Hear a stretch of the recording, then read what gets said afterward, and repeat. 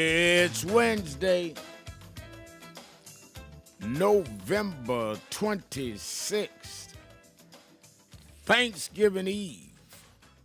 Do you know what time it is? It's Sharpton's time. And for the next 3 hours, it's time to put aside all pretenses, deception, denial, or fronting. The time has come to keep it real on Keeping It Real with Reverend Al Sharpton. A very good afternoon to you all across the country. Good morning to our West Coast listeners, and welcome to those listening on Sirius XM, Channel 126, The Urban View, where talk empowers and becomes action. I'm coming to you live from our National Action Network corporate headquarters in New York. And for the next 3 hours, you can join the conversation and be heard in every state, in every region of the country. All you have to do is call us at 1-877 532 5797, 1-877 532 5797. Well, a lot to talk about. Let me first put out that a lot of people that are listening today are working a half day or traveling or home getting ready for Thanksgiving on tomorrow. I want to ask a Thanksgiving question. I want to talk about all the issues. I certainly do. But I want to ask you a Thanksgiving personal question. I want everybody to call me or go on our message board at nationalactionnetwork.net and tell me what is the fondest Thanksgiving memory you have. When you think of what is your best memory of Thanksgiving, what would it be? Maybe more than one, but no more than three. What is the best? Remal, this is the best Thanksgiving I had. Here's why. And absolutely certain that all of us have a Thanksgiving period that we remember. Share it. Now, why do you want me to share this, Remal? Because maybe if you tell somebody some good thing you got out of a Thanksgiving, whether we believe in how the inception of Thanksgiving or not, maybe to give somebody an idea how they should deal with tomorrow. And tomorrow I'll be feeding hot meals at the House of Justice and then going to Brooklyn. And we have all the electeds coming, but hundreds of people coming. We gave away hundreds of turkeys with Newark Mayor Raz Baraka on yesterday in Newark, and then last evening after I got off this show, we gave away hundreds at the House of Justice. They were lined up in the block an hour in advance, 2 hours in advance, but everybody got a turkey. Tomorrow's the hot meals, and I'm so proud of our team. In fact, on the message board, one of our leaders, good afternoon from Evangelist Ramsey. Good afternoon, Shepherd Leader, Reverend Sharpton. You good, and I am good. I am outside community every day. Love it. Nan, New York did a fantastic work yesterday with the Birds for the Community. We bagged up thousands of birds in less than an hour. They bagged up, Evangelist Ramsey was part of the team. They bagged up thousands and gave away and sent 100 to the Bronx to one of our young ministers that started pastoring there. His mother was killed in 9/11, and he started to preach, went on to seminary, been with Nan, stayed with my family till he got on his feet after his mother was killed. He was a little boy. And now he's pastoring in the Bronx, so we sent him 100 of our turkeys to give out in the Bronx at his church. And but I tell you, the memory I have of Thanksgiving is two. My best Thanksgiving was that when my father had left and we had to move, my mother and sister and I had to move into Brownsville, Brooklyn. And I went from a middle class environment, black middle class environment in Hollis, Queens, to a impoverished environment. Mama had to go on welfare. And I never get that because I grew up in the church and everybody was big on Thanksgiving. I was worried about how Thanksgiving was going to be different for us. And I said to my sister, I said, we shouldn't say nothing to Mama, but ain't no way Thanksgiving going to be the same. But, you know, Mama's trying to do the best she can. So whatever it is, we going to smile through it. And my sister and I did. And Thanksgiving came, and we went to church and came back home, and Mama had the turkey and the dressing and all of the side stuff that we always had. Never did my mother make sure we were denied anything. Our location and our social status changed, but Mama made sure we lived a normal life that we was accustomed to. I'll never forget that.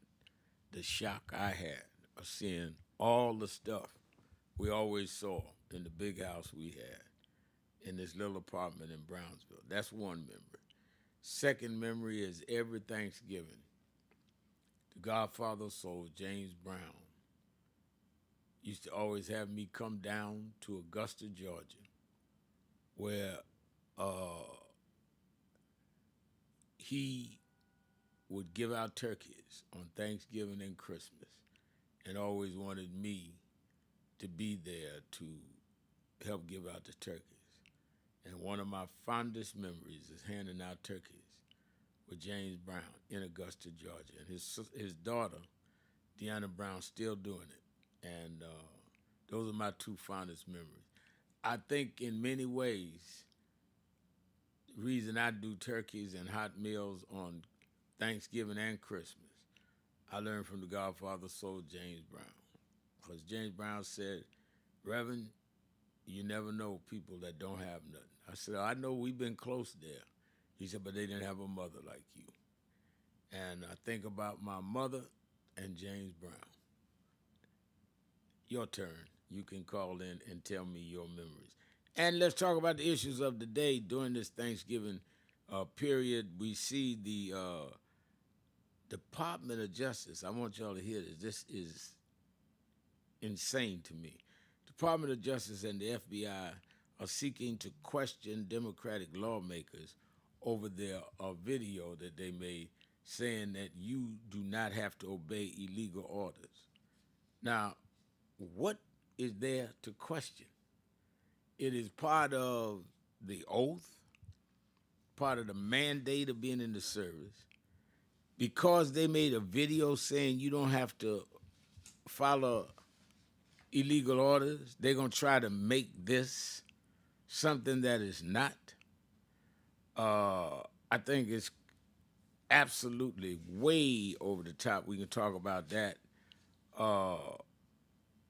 We could talk about how the congressional odd couple, they call it, swears the lawmaker stock trading ban is coming.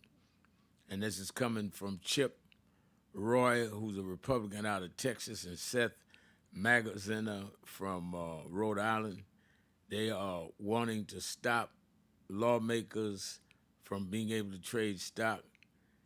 And then, I don't know if you heard this, but a Campbell's Soup executive is accused of calling the company's product food for, quote, poor people while speaking with a former employee, according to the lawsuit. This is a guy that's an executive at Campbell saying, well, our food is for poor people.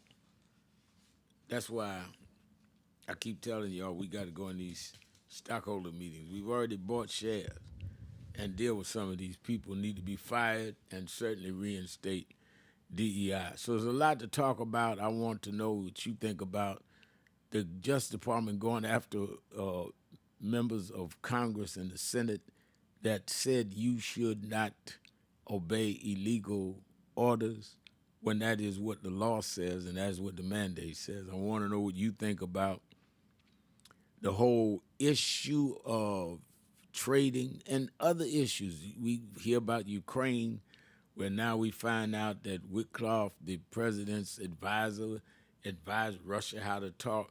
A lot to talk about, and I'm going to give you time to talk. And the question of the day is, give me your one or two most memorable Thanksgivings. Maybe give somebody some ideas for tomorrow. Let's take a break. We'll come right back and open up the phones and the message pad. I see Bruce Turner saying, let me know what shares to buy, Rev. We're going to buy a bulk, and I'm going to let you know what shares, and I'm going to let you know when the shareholders meeting is, Bruce, because we're going in that city with hundreds of shareholders and say, we're the shareholders. Why aren't we getting DEI? Inside strategy. Vivian Denise says, my mom cooks big dinners for the whole family, all of them cakes and pies. That's what she remembered. Yep. It's family time for us. It's not about what they did to the Native Americans. That was wrong. I don't think anybody wants to remember that. But it gave us a family time. Let's take a break. We'll be right back. Keeping it real. Sharpton. Be right back. 1, 2, 3, I got the feeling. Hey, baby, baby, I got the feeling. How I got that feeling, yeah. Hey, hey, hey, got that feeling, y'all. Come on. Feeling, baby. Oh, I got the feeling, y'all. Can you put your hands together? I got the feeling. Oh, won't you say, baby, baby, I got that. Ah!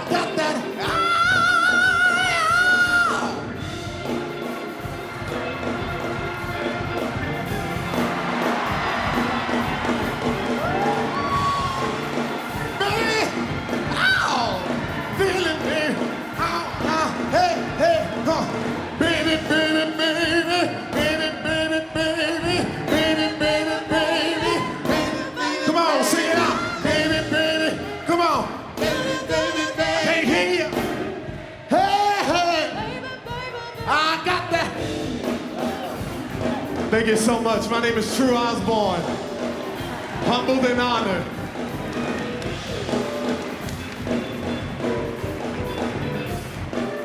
All right.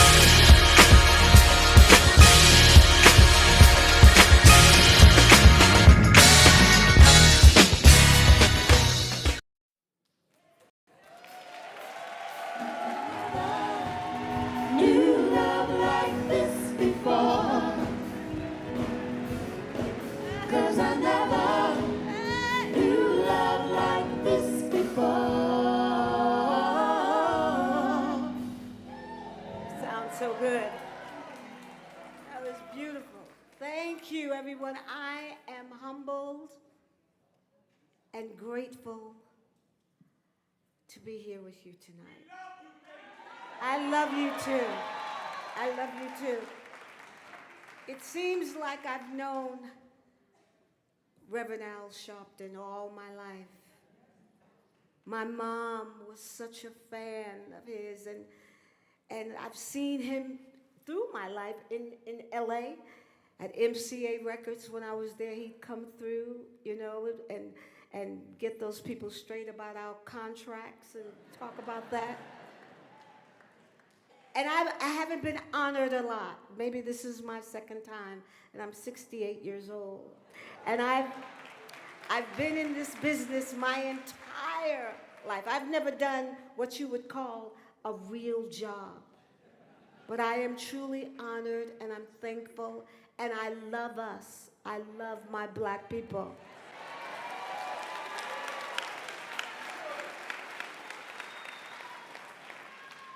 And I fight for us, and I want the women, the black women, to really know their worth. Know that they're queens. That's important to me. That's how my mother raised me. My mother was militant, I guess, when it wasn't trendy, yes. Because when I was a little girl, my mother and father would drive in Brooklyn. I'm from Brooklyn, Bed-Stuy, do or die. And when she would see police officers handling black children or a black boy or a girl, she would have my father stop and say, she'd get out of the car and she'd say, "What's going on here? Wait a minute, what you doing?" All the time. So it's natural that I'm that way because I'm so tired of seeing our black men beaten with handcuffs. They have handcuffs on. That's important to me. That's my fight. I want love in this world. We're living in some, I love you, I love you. I never knew love like this before. I can't sing because we just finished doing 3 shows back to back. And I flew in this morning, and because Reverend Al wanted me to sing home. There's no way I could sing home, but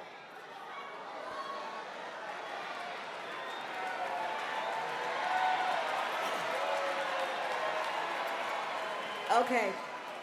When I think of home, I think of a place where there's love overflowing. I wish I was home. I wish I was back there with the things I've been knowing.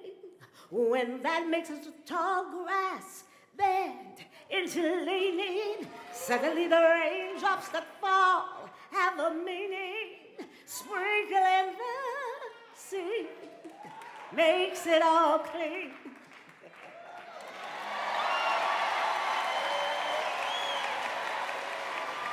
But thank you. Thank you. Happy birthday. Happy birthday to you. Happy birthday. I love you. I love you with my life. Stephanie Mills.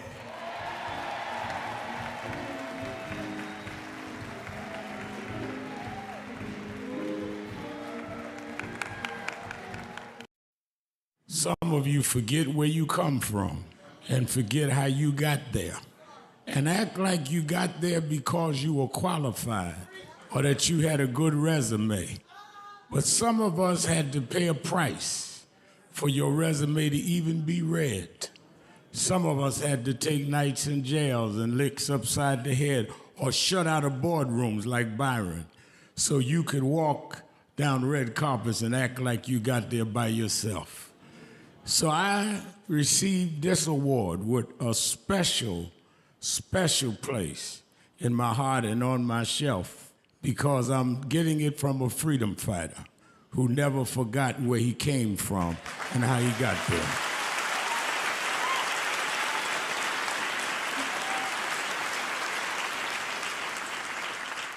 Yes, we've come a long way. We've had now a black president and now a black vice president, but we still can get shot down. And have to march to get a case in court. We still can get shut out of boardrooms. We're still doubly unemployed in a good economy. So we're going to have to keep marching. And I thank not only my family, a mother that raised me by herself, but I thank that lady at the end of the march that knows she won't be on TV that night and knows her name will never be in the paper, but she believed in me enough to get at the end of the line and make me look good. Because Dr. King used to say, if you call a march and no one shows up, you just going for a walk. And I want to thank those that marched with me. 32 years ago, here in Los Angeles, we marched. And then many years later, with George Floyd and others, we're still marching. And I'm going to keep marching. I'm going to keep agitating. And I'm going to keep going.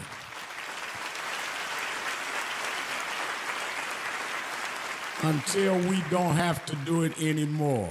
Eddie, known you a long time. Mariah, Chris, and your kids. And I promise you this, the only thing that I really live for is I get up with this dream that every bigot, every racist, everyone in this country that hates will say, damn, he's up again.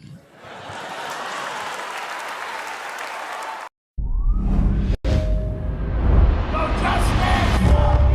No justice! 62 years ago today, Martin marched in Washington. 62 years later, the dream is not dead.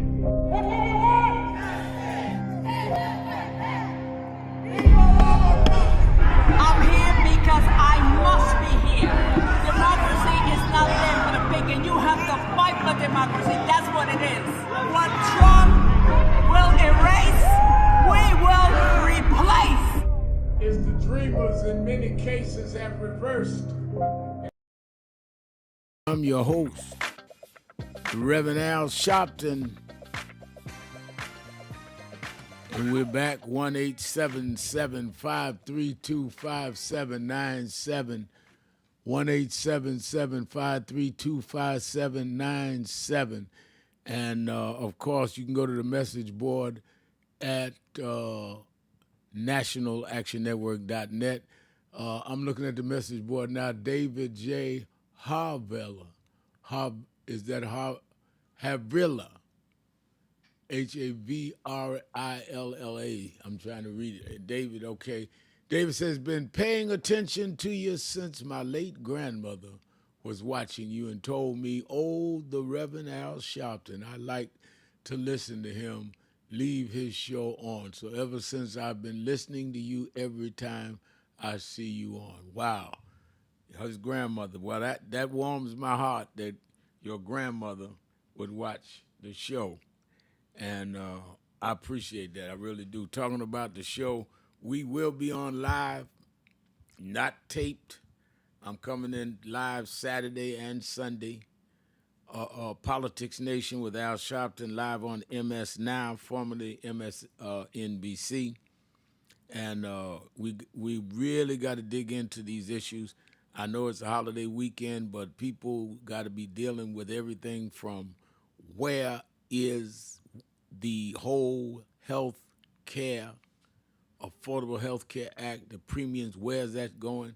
We'll have people on from the Senate and the Congress to deal with that, people from these agencies that's at the top.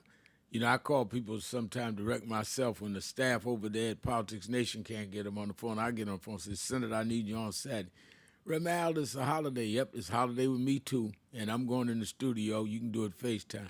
We need answers. People need to come off the holiday knowing what's going to happen to health care. Now, President Trump was saying that they were going to come with an alternative plan. Then they canceled saying it. We need to dig down on that. So watch Politics Nation with Al Sharpton live at 5 p.m. Eastern Time this Saturday and this Sunday. Make sure you tune in. If you still have relatives at the house, tell them, look, you need to watch this show like his grandmother told him. And stay informed. I will not waste your time. If you get them to the show, I'll keep them there. 5 p.m. Eastern Time on MS Now, formerly MSNBC.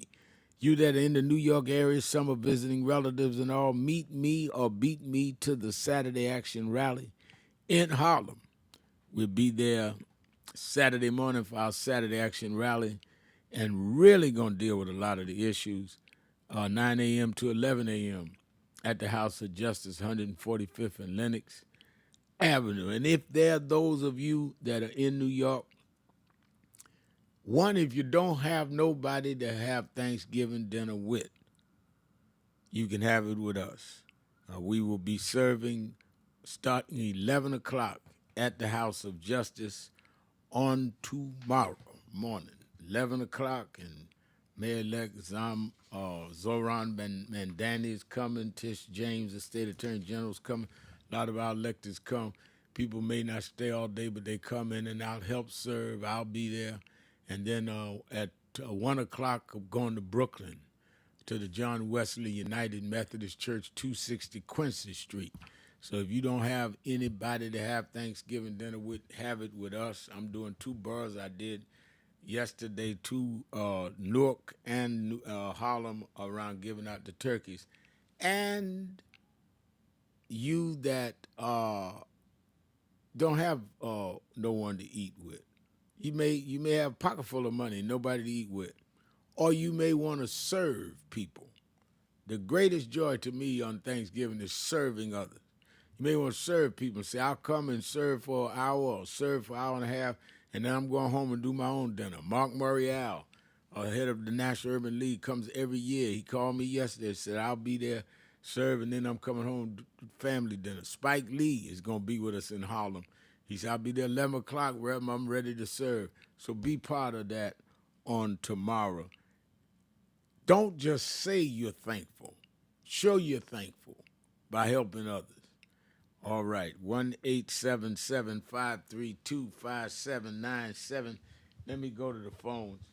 Let me start with Miss Eunice, my dear friend, the beloved Miss Eunice in Chicago. Good afternoon, Rep.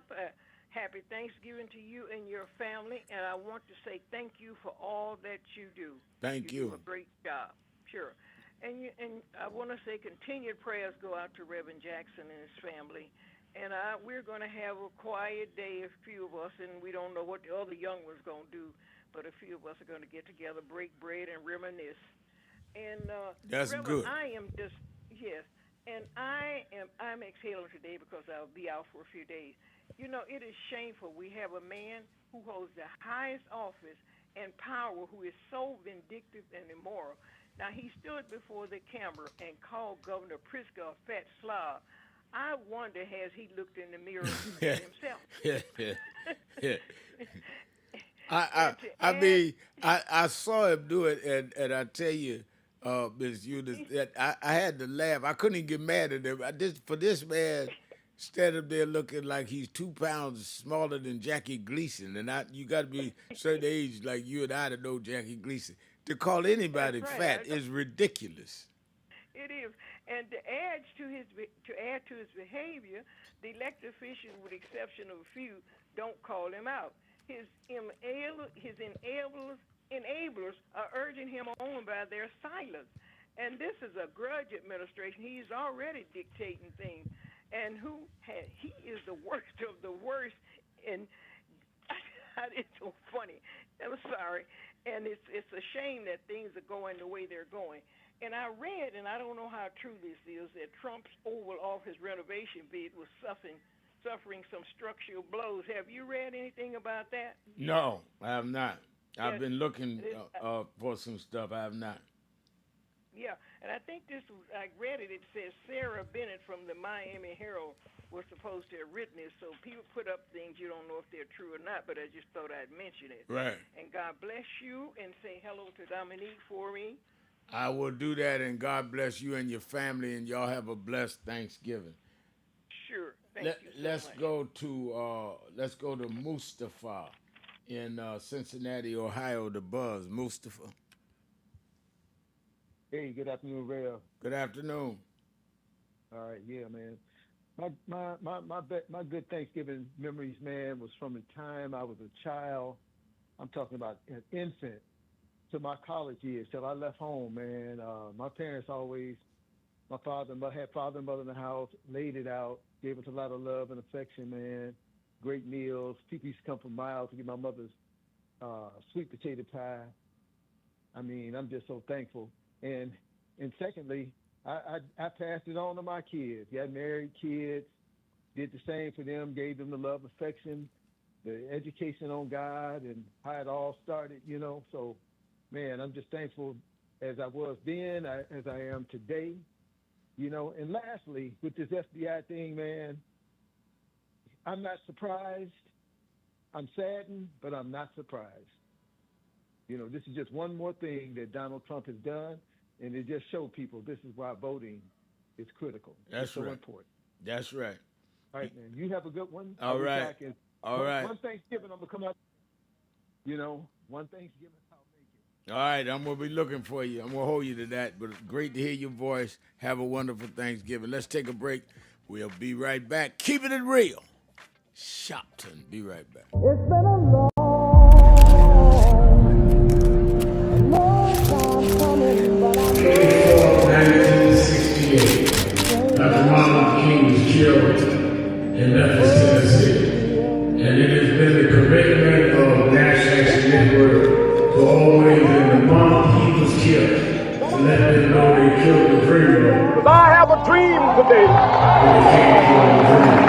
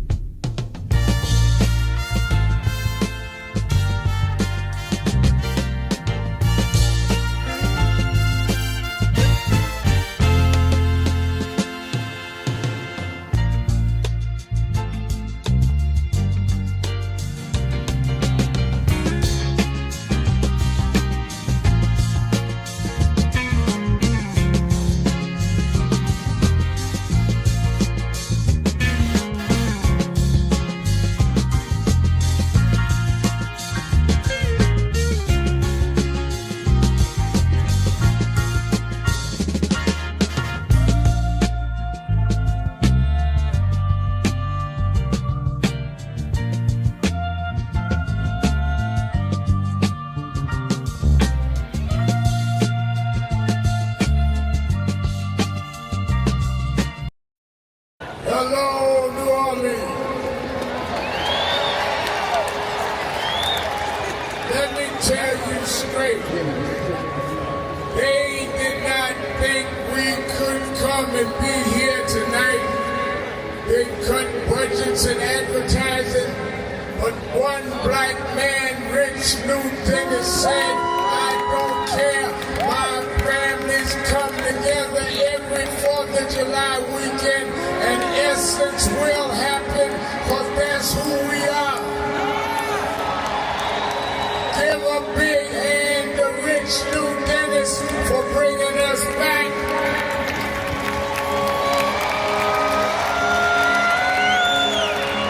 Why do we come? Because the essence of who we are is essential to what made this nation. We built this nation. We made this nation. We created the essential dollars that this nation lives off of. We don't care what bill they pass. We will not back up. We will not back down. We will not give in. We will not be chased out. We don't care who's in the White House. We will organize our house by house.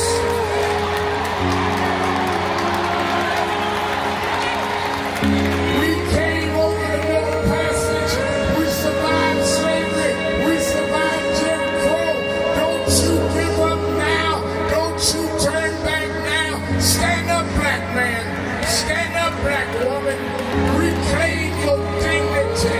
Reclaim your place. So we stand with the Black Economic Forum. We stand with Essence Magazine because that's who we are.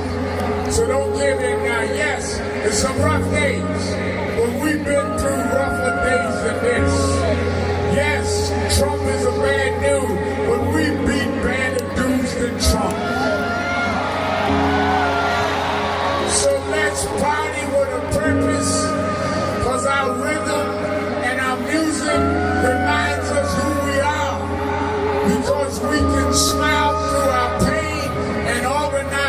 our game. Let's stand up and let's celebrate who we are. Thank you, God bless you.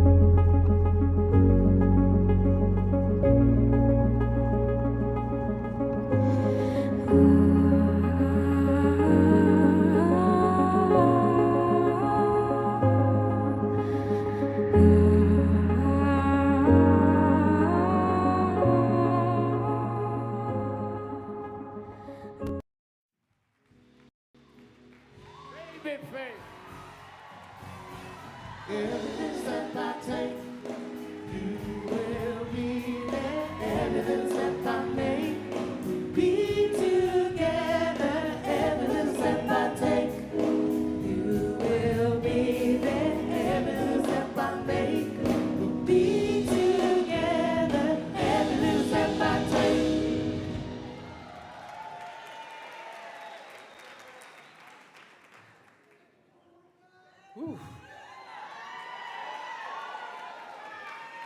Thank you so much.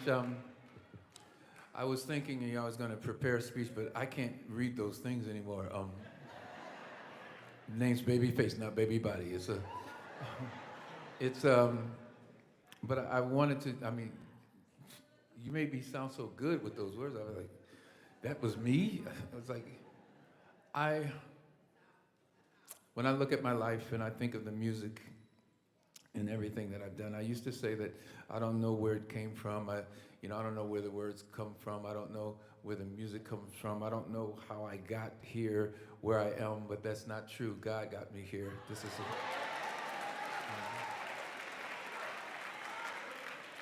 and it becomes more clear to me every day that's why I'm here. And I don't even know how I ended up standing here, except for the fact that I ran into Al at the Essence. He was walking in the room, and I said, I got to go say hello. And he said, I want to honor you. And I was like, really? He goes, yeah, I want to honor you. I said, really? Yep. And here I am standing here, and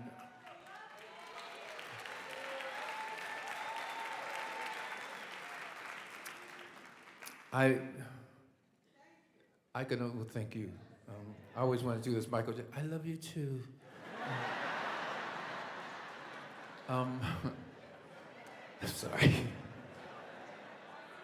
But I think of moments like this, I can't help but just think of how proud my mom would be for me standing here. I have to say that just to be standing here and to be invited by Al Sharpton, and I want you guys to really think about this man who invited me here and how he has been fighting the fight for us all of these years.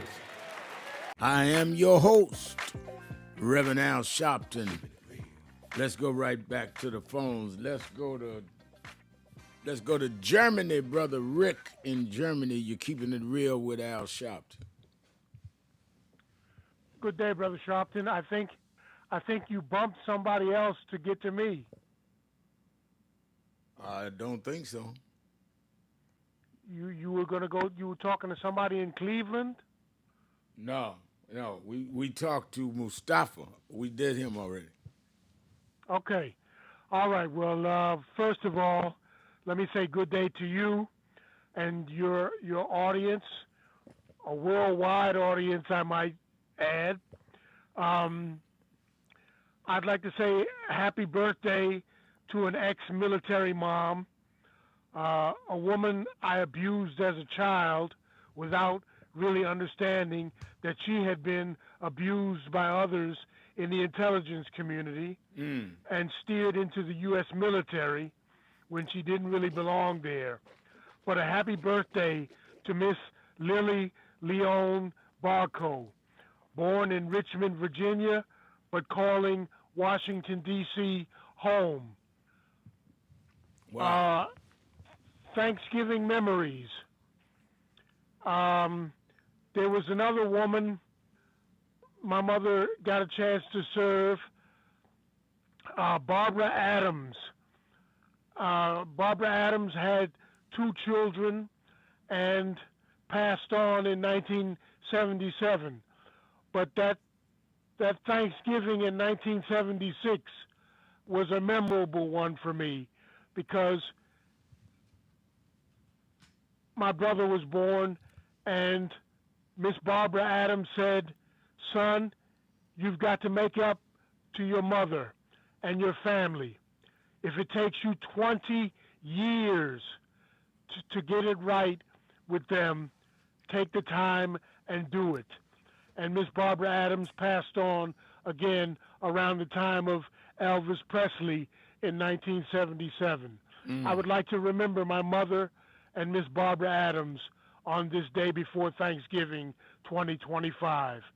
Thank you, brother man. Thank you for those memories. Thank you.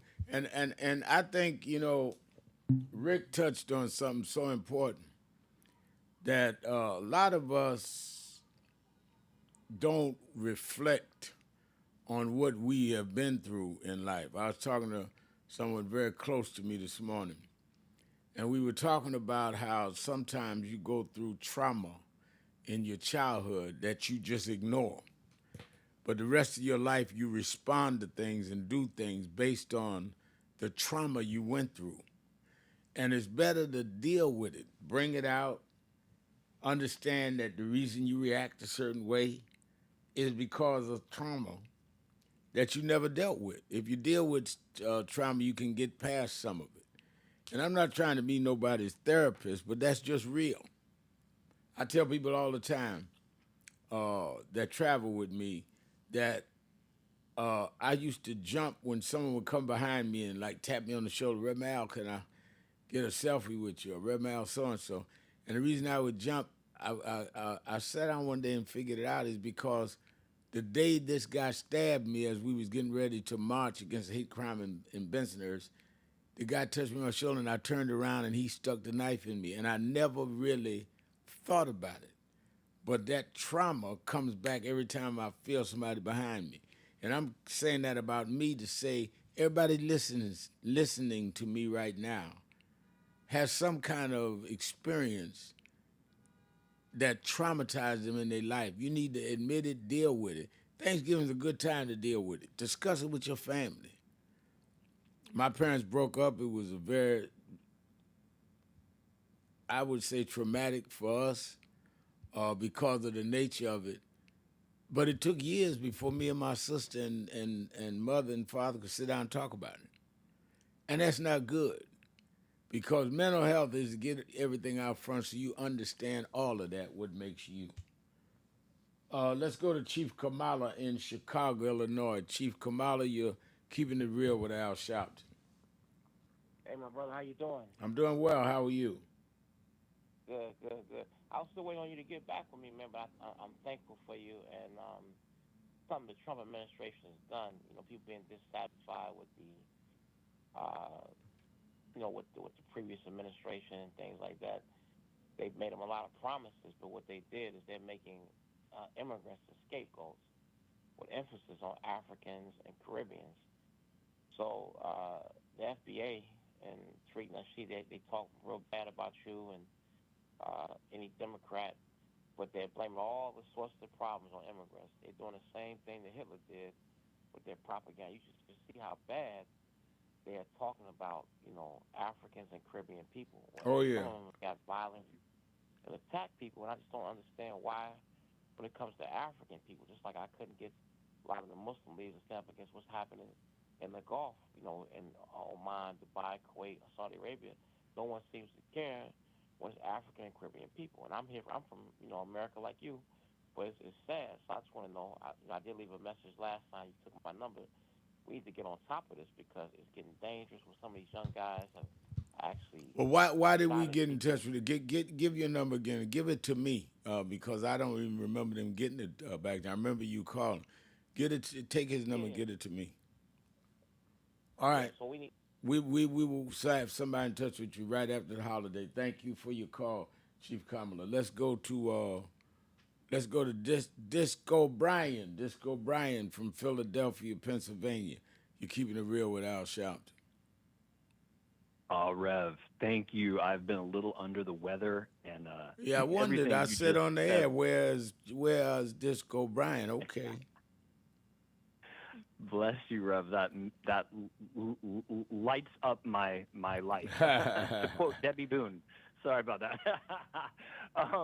Rev, I want to thank WURD Philly for promoting the Great Family Gathering, the 22nd year running.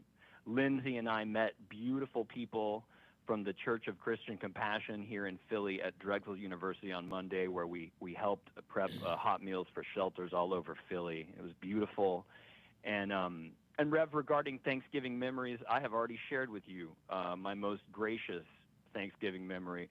When as a teenager, working the board on Thanksgiving Day at a big top 40 radio station in West Palm Beach, out of nowhere, the black Baptist minister of a tiny little AM radio station brought me a whole plate of homemade Thanksgiving food, and I had never tasted love like that in my entire life.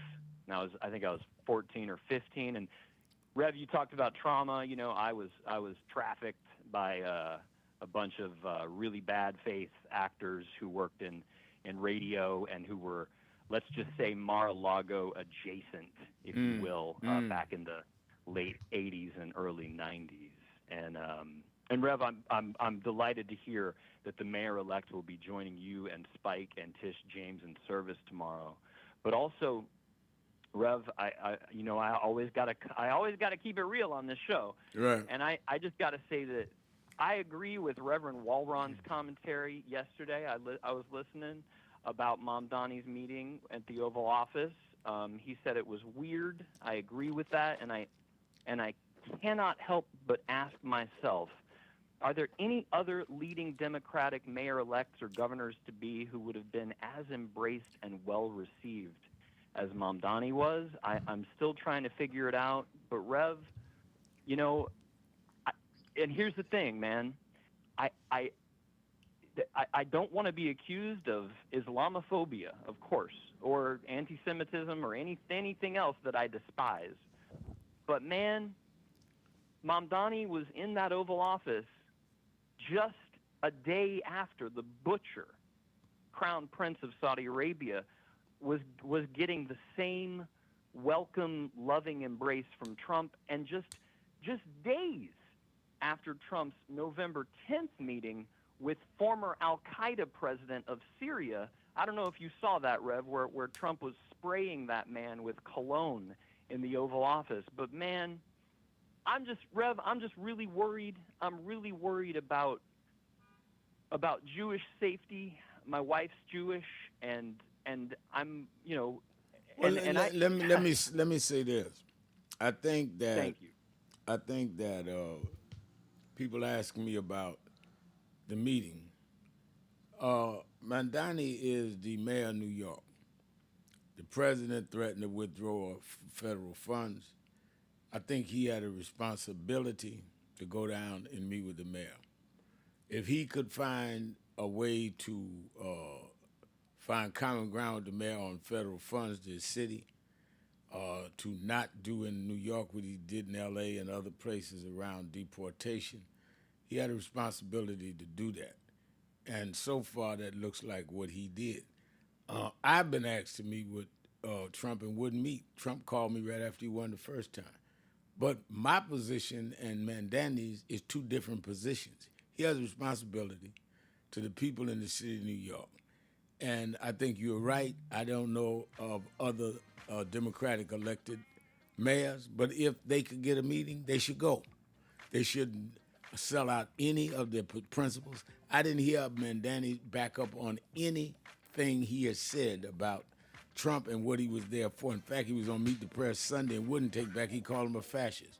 So if Mandani comes out of a meeting not giving up anything he stood for, and Trump turns around and says, well, I don't know that he's a jihadist, then I think Mandani was the one that got the most points for that meeting in my book.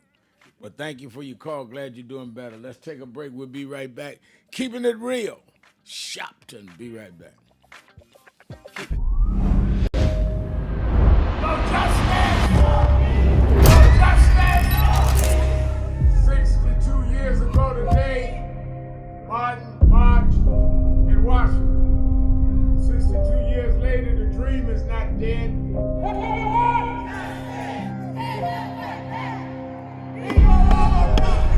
I'm here because I must be here. Democracy is not there for the pig, and you have to fight for democracy. That's what it is. What Trump will erase, we will replace. It's the dreamers in many cases have reversed and tried to turn it into a nightmare. We come to Wall Street rather than Washington this year to let them know you can try to turn back the clock, but you can't turn back time. We gonna keep the dream alive on Wall Street.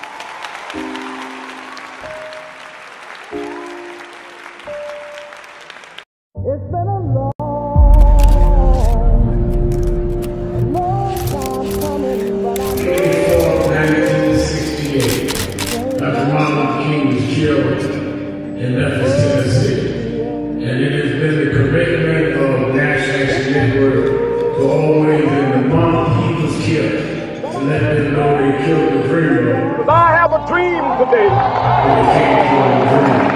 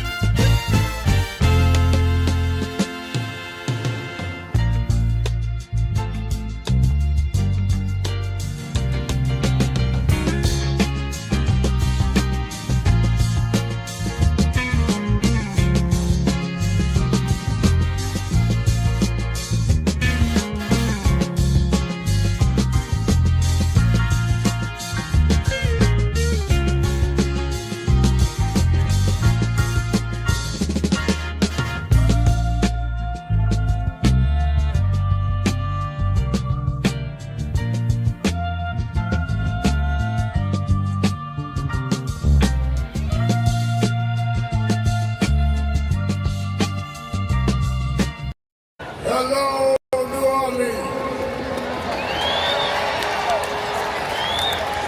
Let me tell you straight. They did not think we could come and be here tonight. They cut budgets and advertising, but one black man, Rich Newton, said, I don't care. My families come together every 4th of July weekend, and essence will happen, because that's who we are. Give a big hand to Rich New Dennis for bringing us back.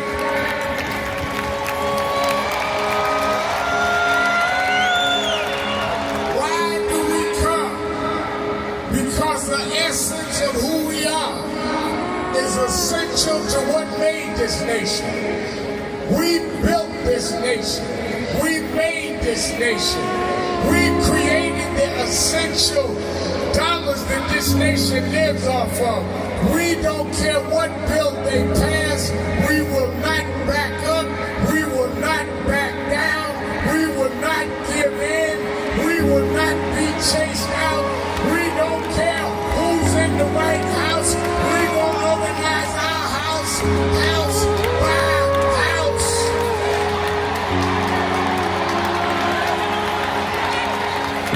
We came over the Middle Passage. We survived slavery. We survived Jim Crow. Don't you give up now. Don't you turn back now. Stand up, black man. Stand up, black woman. Reclaim your dignity. Reclaim your place. So we stand with the Black Global Black Economic Forum. We stand with Essence Magazine because that's who we are. So don't give in now. Yes, there's some rough days, but we've been through rougher days than this. Yes, Trump is a bad dude, but we beat badder dudes than Trump.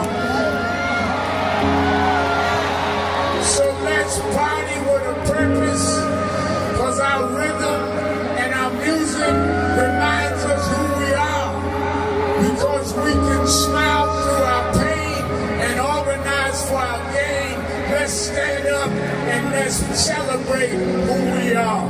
Thank you, God bless you.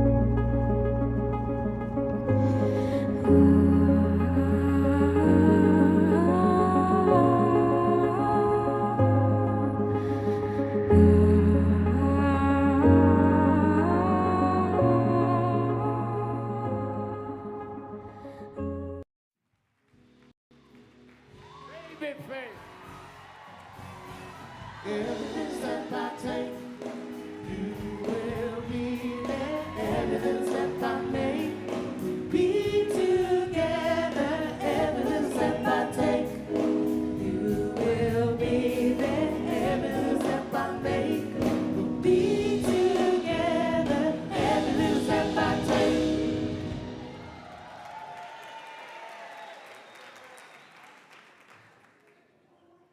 Whew. Thank you so much.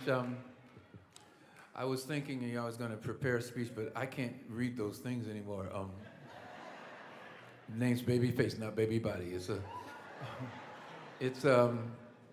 But I wanted to, I mean, you made me sound so good with those words. I was like, that was me? I was like, when I look at my life and I think of the music and everything that I've done, I used to say that I don't know where it came from. I don't know where the words come from. I don't know where the music comes from. I don't know how I got here where I am, but that's not true. God got me here. This is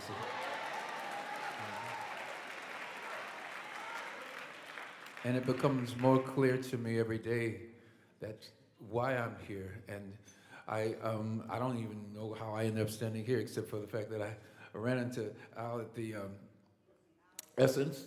He was walking in the room, and I said, I got to go say hello. And he said, I want to honor you. And I was like, really? He goes, yeah, I want to honor you. I said, really? Yep. And here I am standing here, and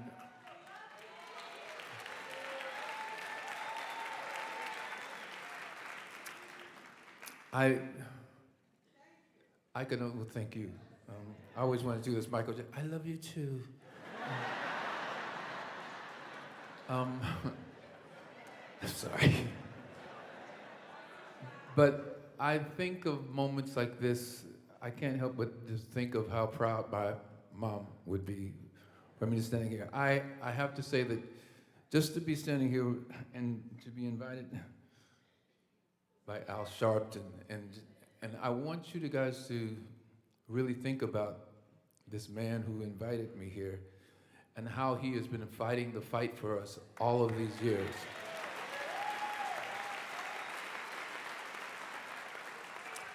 I don't think we give him enough credit. I don't think we give him enough love. Sometimes you just get used to people and you think, well, that's just Al. No. He's more than that. I want y'all to give him really love. Come on, let's give him.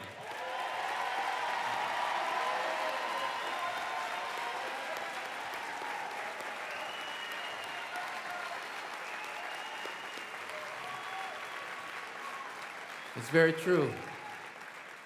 Because I can remember times, I'm 67 years old, I can remember times in Indianapolis, Indiana. Yeah, it's true, I'm 67.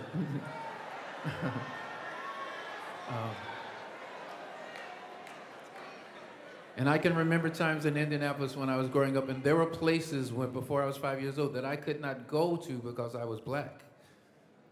And I remember how civil rights, how that changed everything for me and for my life, and that I'm standing here today because of all of those changes, and I was able to do the kind of music that I do and do everything because those things happened. And so for me to accept an award like this, because I've never gotten an award like this before, and so I really appreciate it, and I'm just so thankful, and I thank my mom for giving me the sense to always be humble with my life. You're live, sir. Keeping it real, keeping it real. I'm your host, Reverend Al Sharpton, and we're back 1-877-532-5797, or you can go to our message page at live stream at nationalactionnetwork.net. And again, by way of announcements, tomorrow we will be at the House of Justice in Harlem from 11 a.m. on, serving and having meals with people, those from homeless shelters, those that are seniors that don't have anyone to have their Thanksgiving dinner with, those that may be just bad in their luck and need a meal. Come and join us 11 o'clock at the House of Justice, 145th and Lenox Avenue in the village of Harlem. The mayor-elect Mandani will be there with us. State Attorney General Letitia James will be there. Spike Lee will be there. People will be coming in and out all day. That's what we do on Thanksgiving Day. Yesterday we did turkeys there in the afternoon, giving away hundreds of turkeys, and had done the same with Newark Mayor Raz Baraka yesterday morning, and nobody left without a turkey. Everybody got a turkey, and nobody will leave tomorrow unfed. Then I'm going to Brooklyn, and at 1 o'clock they're going to start in Brooklyn, and I'm going to run over there and be part of the Brooklyn dinner tomorrow at John Wesley United Methodist Church, 260 Quincy Street. Those of you that are closer to Brooklyn, meet me at John Wesley. I'll get there around 1 o'clock. But they're going to start at 12. All right, let's go to the phones. Don't forget, Saturday, if you're in New York, around New York, come to the Saturday Action Rally. We'll be there from 9 to 11. I'd love to meet some of our out-of-town people visiting. Every week, somebody comes and say, Reb, I'm from Indianapolis. I'm from Wisconsin. I believe last weekend it was 3 or 4 from Georgia. And then everybody from New York comes. And then you that are not in New York, you can watch it live on Impact Television or at nationalactionnetwork.net. And it's from 9 a.m. to 11 a.m. Eastern Time. And, of course, you that are around the country can watch it, as I said, and give feedback. You know, on our live stream, we still let the message board gives us what you want to say after hearing the rally and the message on Saturday. So Saturday and Sunday, keeping it real. It takes a day of the weekend off, though I do a Sunday show, and our radio show is the rally. And, of course, Politics Nation. And I want everybody to participate. All right, let's go back to the phones, 1-877-532-5797. Let's go to Brenda, my friend in Virginia. Brenda. Happy Thanksgiving, Rev. How are you? I'm doing good. How are you? Just got this hoarse voice, but I'm doing well. Just want to say what I'm thankful for. This is very important because it spills right into what it is that we do. I'm thankful, Rev, just for my family. But today, I got a very special thank you for the life of my grandson, my 2-year-old, and my only grandson, Legend Robinson. He now lives in near Atlanta, Georgia, in Henry County. And Rev, what really was disturbing, I'm thankful that he's here. His mother, I went to Georgia to visit him, and before I was even able to see him, my son received a phone call, and the mother was in a car crash with my grandson. Wow. Drunk driving. Wow. And I learned and my advocacy, because I had to get on the ground running, that in the state of Georgia, and although I've worked cases in Georgia, but not these type cases, that in the state of Georgia, of course, my son and my grandson, mother is unmarried, but the mother is the only person that's recognized. Now, Rev, this is her third DUI.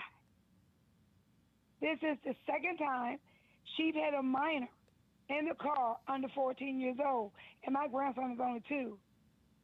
In June, she just flipped the car and cracked her back.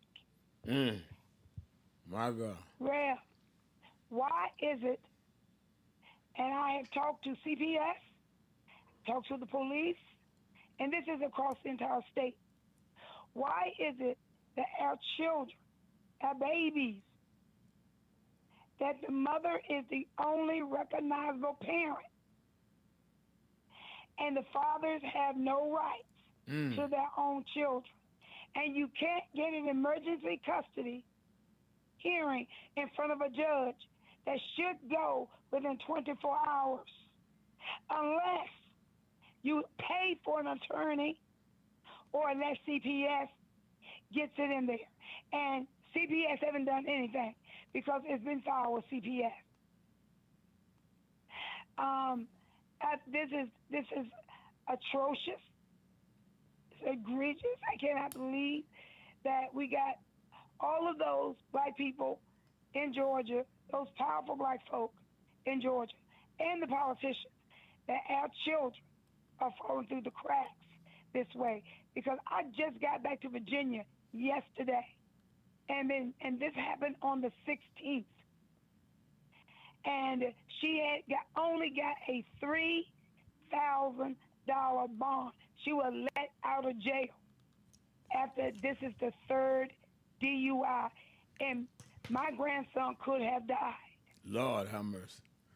Wow. So I'm thankful that he's alive, but I gotta know, and we must talk about this. Why is Georgia have these zirconian laws that you gotta pay for a lawyer? You can't walk into the court. See, here in Virginia, may be different everywhere, but in the state of Virginia, I can walk right into a court and file for an emergency custody hearing and get in front of a judge within 24 hours over a case like this. Why is it you cannot do that in that state? That's a very good question that takes movement, political action, like you are very capable of, to keep that pressure on. I confess that I was not given priority to that as much as I should. I'm certainly going to bring it up to Nan when we reconvene Monday. We do Monday staff meetings with our national call with our chapter leaders, because I think that that's probably true in other states, and that needs to be dealt with. That is absolutely a legitimate policy question. Thank you for that, Brendan. Have a happy Thanksgiving, and give a hug to my other son over there in Virginia. Yeah, Elijah's working at the jail as we speak. Okay. So yeah, because he's a sheriff's deputy, senior this year at Virginia State. I certainly will. And Brad, give your grandson a hug for me. I will. Please tell Pete, tell Dominique and Ashley that I said Happy Thanksgiving. I definitely will, and you tell Elijah that I said I'm glad he's working at the jail, not in the jail. Keep up the good work. All right. I certainly will. All right. Let's go to Tommy. Okay. Tommy in Chicago. Tommy. A pleasant afternoon to you, Reverend Sharpton, and to your listening audience. Rev, we always ask for evidence of the truth. This is no longer a conspiracy theory. This is no longer emotional, contrite.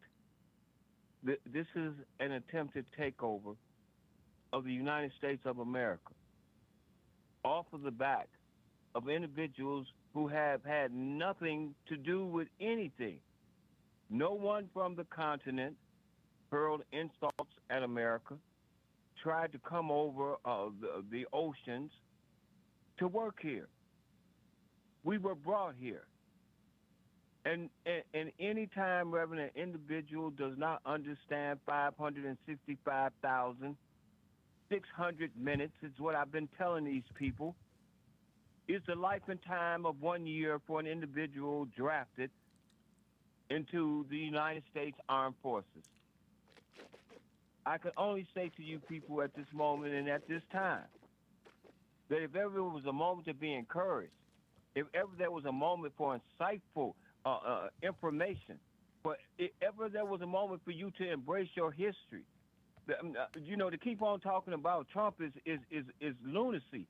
What you ought to be talking about is all the minions who took oaths of offices, who swore to protect this country against domestic and foreign terrorism. And if you don't think it ain't terror, that on Thanksgiving, knowing you've been broke the entire year, and here comes Thanksgiving and Christmas, and an individual, for no reason at all, cut your stuff, laid people off, then turned around, wouldn't give you money for a box of cracker, but gonna give you $2,000. Man, now, if that ain't enough for people to just stop and sit down and say, I think I'm gonna call Reverend Sharpton. That's what the hell I'm gonna do. I'm gonna call Reverend Sharpton. Run and tell that. Goodbye.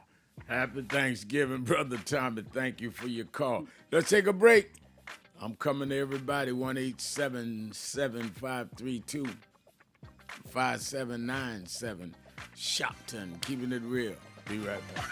Joining James Brown, Muhammad Ali, and myself now from New York City is the Reverend Al Sharpton. And Mr. Brown, James, I'd like to ask you about this young man, how you came to meet him, and what the National Youth Movement, which he represents, is all about. Tell me something about that. It's about teaching young kids the right way to go, and the things to be involved in education. Don't be a dropout, which is one thing I'm very much behind. Unless kids have guidance, they have no place to go. And the idea is to try to mold them. I mean, we think of anything, we think of it as a baby.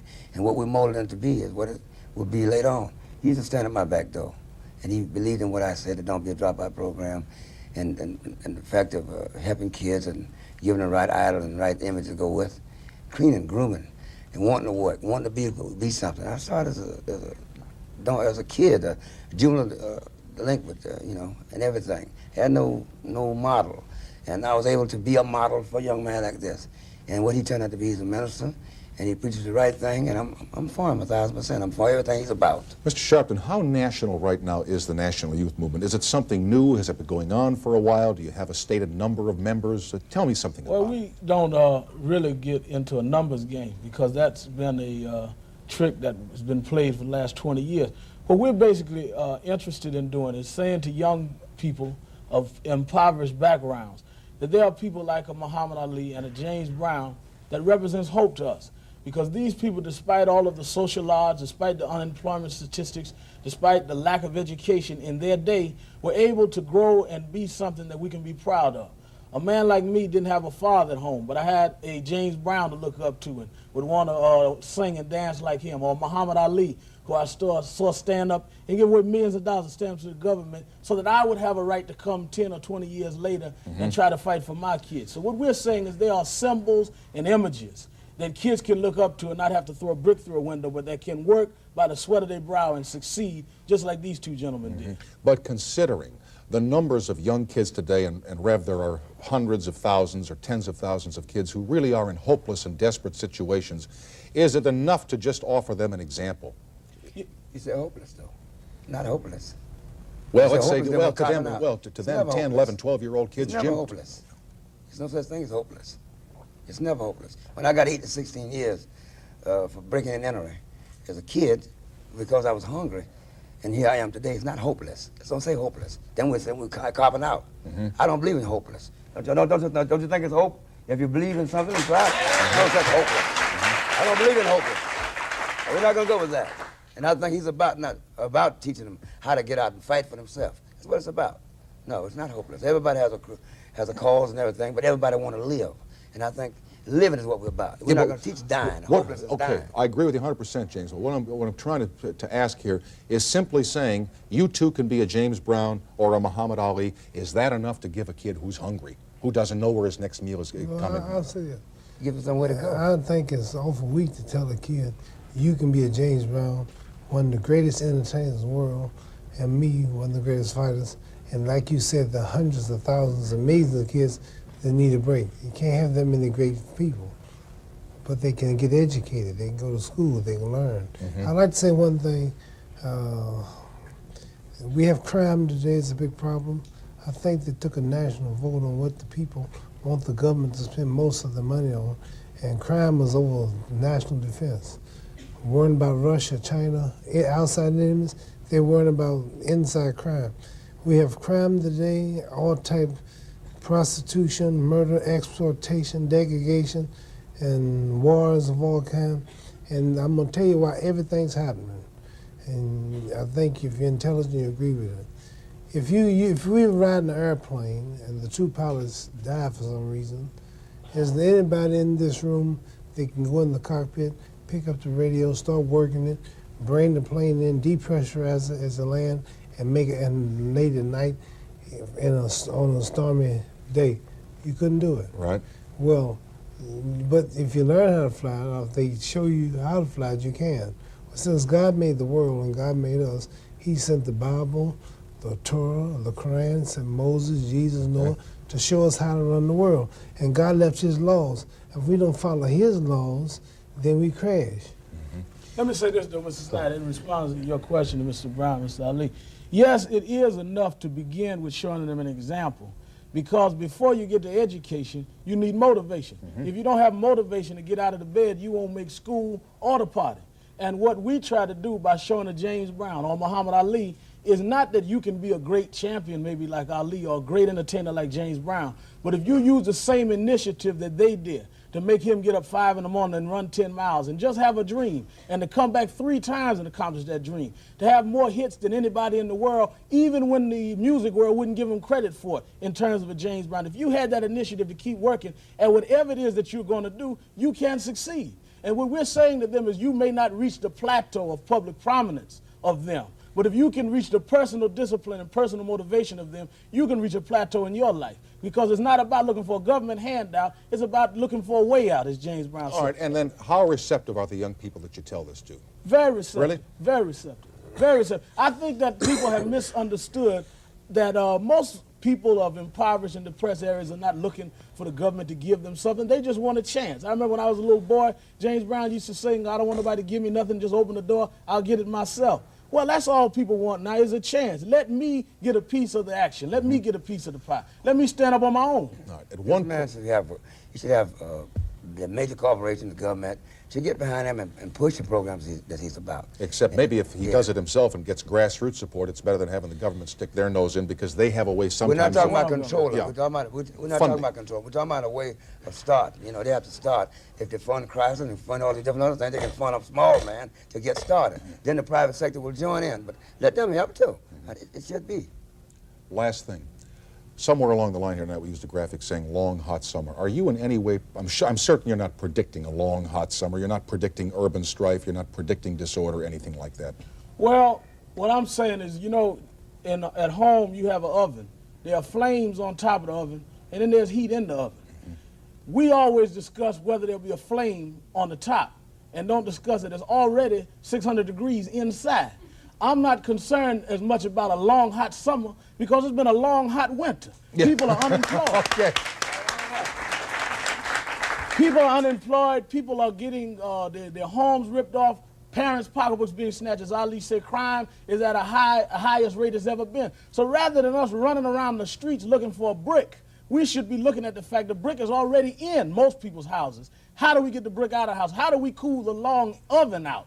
Let's not wait for the explosion and then just cut the flames off upstairs. Let's put the flame out inside. And the only way to do that is everybody to get up and work by the sweat of their brow in America and try to produce, be productive like these two gentlemen have been in their life against all odds. They came up in a world that was alien to them, and they made it. And we can make it if we have the same initiative they did. Mr. Sharpton, it's been a pleasure to have you here tonight, and I've enjoyed meeting you very much. Thank you for coming by, and thank you, James Brown, for being with us again. Thank you for being here tonight. Church, I want to present to you a man of God, a man of his community, the Reverend Howard Hundley.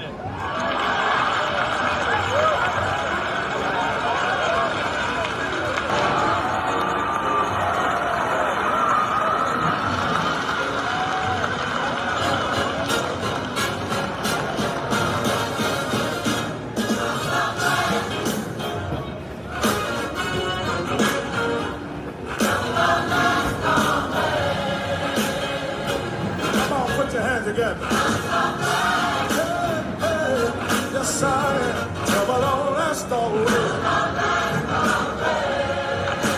I'm so glad. Yes, I am. Trouble don't last always. Can I get a witness? I'm so glad. Trouble don't last always. Reverend Al Sharpton, and we're back. 1-877-532-5797. 1-877-532-5797. Let's go back to the phone. Attorney Jennifer Jones Austin is. Every day, Monday through Friday, I do 3 hours a day on Keeping It Real with Reverend Al Sharpton. Keeping it real. I'm your host, Reverend Al Sharpton. Let's go right back to the phones. Let's go to Chevy Chase, Maryland, to Miss Richardson. Mrs. Richardson, you're keeping it real with Sharpton on Thanksgiving Eve. Yes, and happy gobble gobble to you and the family again. Thank you. Same to yours. Yes, thank you, dear. Rev, this thing about Russia, Russia and the Ukraine, Zelensky, his name, and Putin. I don't know. Do you see any real progress there? Because on these news wires, even on C-SPAN, they keep saying that Putin hasn't really budged too much in really recognizing the Ukraine as having its own destiny and its own sights for its people. And it just seems like Putin keeps putting something off or something, the way that the news wire keeps talking about Putin really hasn't budged much on it. And with Netanyahu, this man in Israel,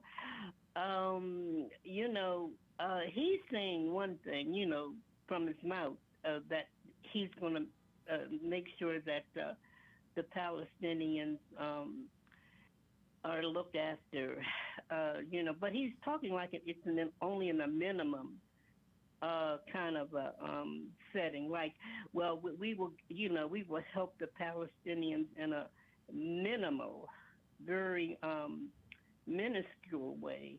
And I just want to get your opinion. Do you see any real change, or do you think we just have to wait it out to see where Putin's mind goes with Zelensky? I'm trying to pronounce, me, about these names, these people's names. Yeah. And then, and Netanyahu, what is your opinion? Because, see, I'm just telling me that something may develop again by January where Netanyahu isn't really, both Netanyahu and Putin.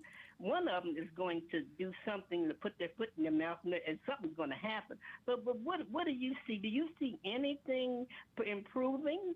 I think that the only way I foresee moving the dime is that there has to be enough pressure from the electorate, us, on Trump and the Republicans to salvage Obamacare, as they call it, and other things. They've not been feeling the pressure. Now, there's been a few marches. We did one. But they need to continue that. This is a marathon. This ain't a sprint. And I think that we need to really buckle down and say how drastically this president has gone against what they claim is American values. And for him to be fighting to protect the minutes of a convicted sex trafficker, where are the values in the country anymore? And I think that that's the way they've got to fight, aggressively but smartly. Yeah, I agree. Yeah, and because see, my take on it is, because I'm supposed to be the weaker vessel, Right. of you men. Right. But what I see read in my own, only by my own how I'm looking at it, and it just seemed like to me they're not going to budge. They're very, uh, they're going to be very protective of their stance, their original stance. As far as Putin and Netanyahu, both of them are very hard-headed men. That to me they're confused and they're not well. In my opinion, they're not well, and they just feel that they're above the world. And a lot of people saying Putin has more money than that the prince in Saudi Arabia. I don't know, but I don't know how wealthy Putin is, but they're saying that man is very wealthy. And now they got all these people on C-SPAN talking about these things, and they have it on PBS network. You can see the people, these people, spokespeople for the Russian parliament or whatever you call it. And to me, Putin just seems to, I don't know, he seems to stand alone. And all these Russians seem to be scared to death of him. The way that people in America, the judges and everything here, scared to death of Trump. And it just seemed like it's just an equal kind of a sickness on all behalves of these people. And what is your take on that? And then I'll hang up and listen. And God bless you. We love you so much. David's sitting here. He sends his love. And he's wanting to know, are you going to have an encore show tomorrow, or everything going to be, you're going to be there? I think we're going to do some from the House of Justice. We're working on that now. If not, we'll do the encore. But I'll announce before I go off. Thank you very much. All right, David. All right, and give David my regards. Tanya Stovall is saying on the message on our message board, all crooks and thieves and criminals under Trump seem to go free. When will it end? You're right, Tanya. When we end it, it's on us to end it. You are right. Let's go to Thomas in Atlanta, Georgia, WAOK. Thomas. Happy holiday, Rep. Same to you. Yes, I have three comments. One of them, I feel like when Biden was in office, he was trying to stop the war by affecting Putin's economics. Right. That now, since the new president took here, now that's turned where this economics here is collapsing. So I think that what they tried to do to Putin, Putin is doing to the United States. Another statement is the checks that they were giving Homeland Security were letters with IOU. It was a letter with no money in it, just IOU. Right. And the next one is, I'm not sure you were aware that all charges against Donald Trump in Atlanta, Georgia, and all his co-conspirators has been dropped. Yeah, we're aware of that. And I think that is, first of all, the legal justification for dropping the charges don't add up to me. So it's clearly a political bowing to the fact that he won. And what is so paradoxical about it, Thomas, is they're going to drop all charges with all that evidence now about them tampering the election, including him taped on the phone saying, just go find me X amount of votes. But then they're going to come and fabricate some evidence on James Comey and on Tish James. And if that doesn't show the recklessness and attempted autocracy of Donald Trump, I don't know what is. You heard my voice on the phone telling people go find some votes, but the charges should be dropped. You find nothing with Tish James. She got a mortgage, said what it was for, and you're going to charge her with mortgage fraud. You can't have it both ways. And I think that the question is, how long will the public tolerate it? Some of us are standing up. All of us need to stand up, because if you have this double standard now with him, it's going to come home to you and me and our homes and our loved ones. Thank you for your call. Let me take my break. We'll be right back. More of you on the phones, 1-877-532-5797, 1-877-532-5797, or you can go to the message board and put up a message. And because we may go to our repeat show tomorrow for Thanksgiving, it's according to how long we have to feed people, I'm going to see if we can get Jennifer Jones-Austin to do some policy today. So don't go anywhere. We'll be right back. Keeping it real. Sharpton. Be right back. Babyface. Every step I take, you will be there. Every step I make, we'll be together. Every step I take, you will be there. Every step I make, we'll be together. Every step I take.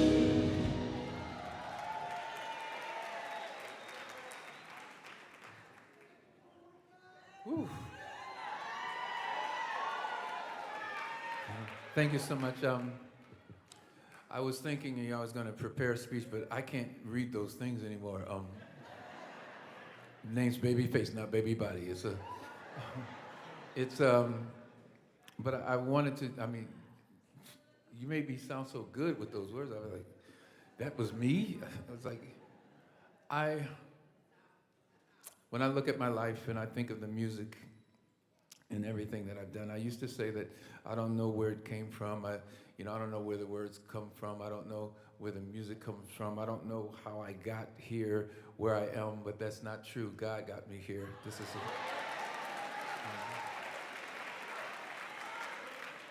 and it becomes more clear to me every day that's why I'm here. And I don't even know how I ended up standing here, except for the fact that I ran into Al at the Essence.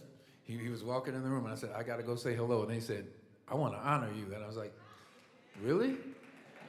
He goes, yeah, I want to honor you. I said, really? Yep. And here I am standing here, and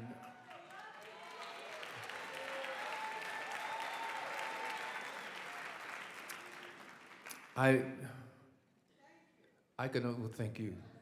I always want to do this, Michael. I love you too.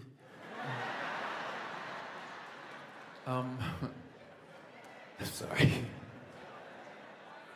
But I think of moments like this, I can't help but just think of how proud my mom would be for me standing here. I have to say that just to be standing here and to be invited by Al Sharpton, and I want you guys to really think about this man who invited me here and how he has been fighting the fight for us all of these years.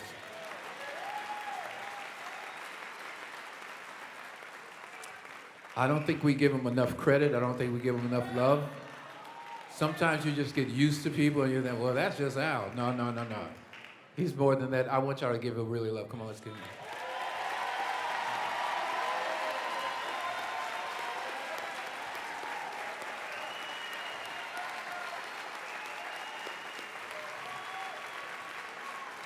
It's very true. Because I can remember times, I'm 67 years old, I can remember times in Indianapolis, Indiana. Yeah, it's true, I'm 67.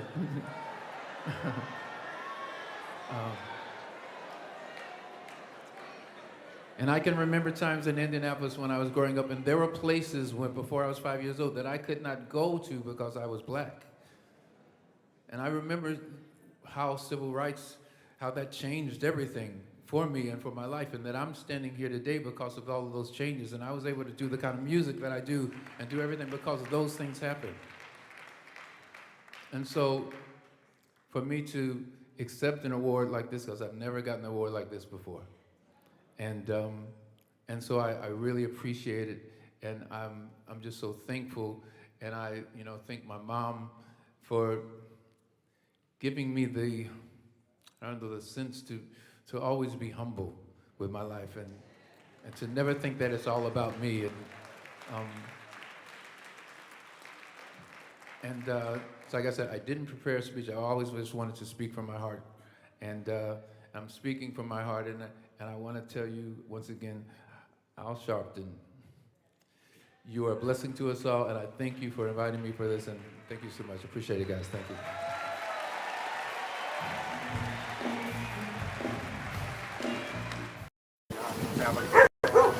How's everybody?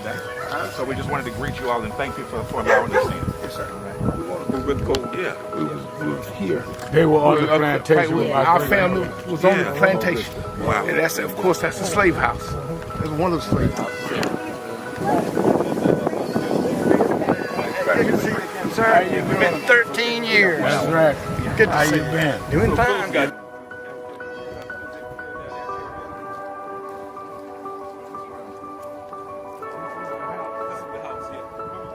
Right, last time. And we, Alexander Sharpton.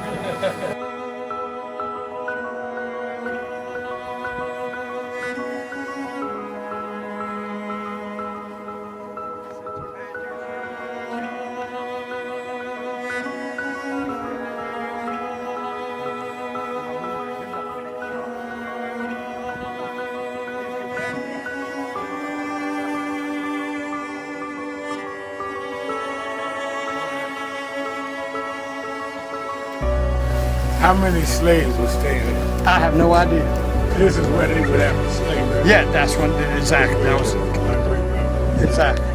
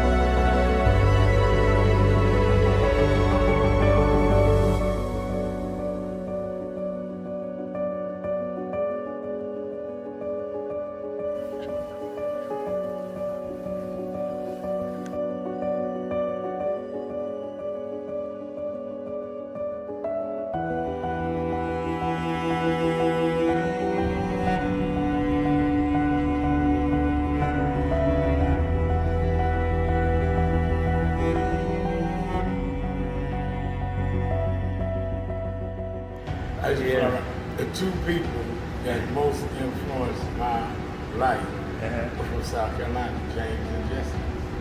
Jesse right up the road with me.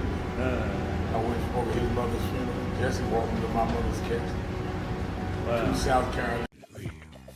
Reverend Al Sharpton, let's go right back to the phone. Let me go to Angela in Washington, D.C. Angela.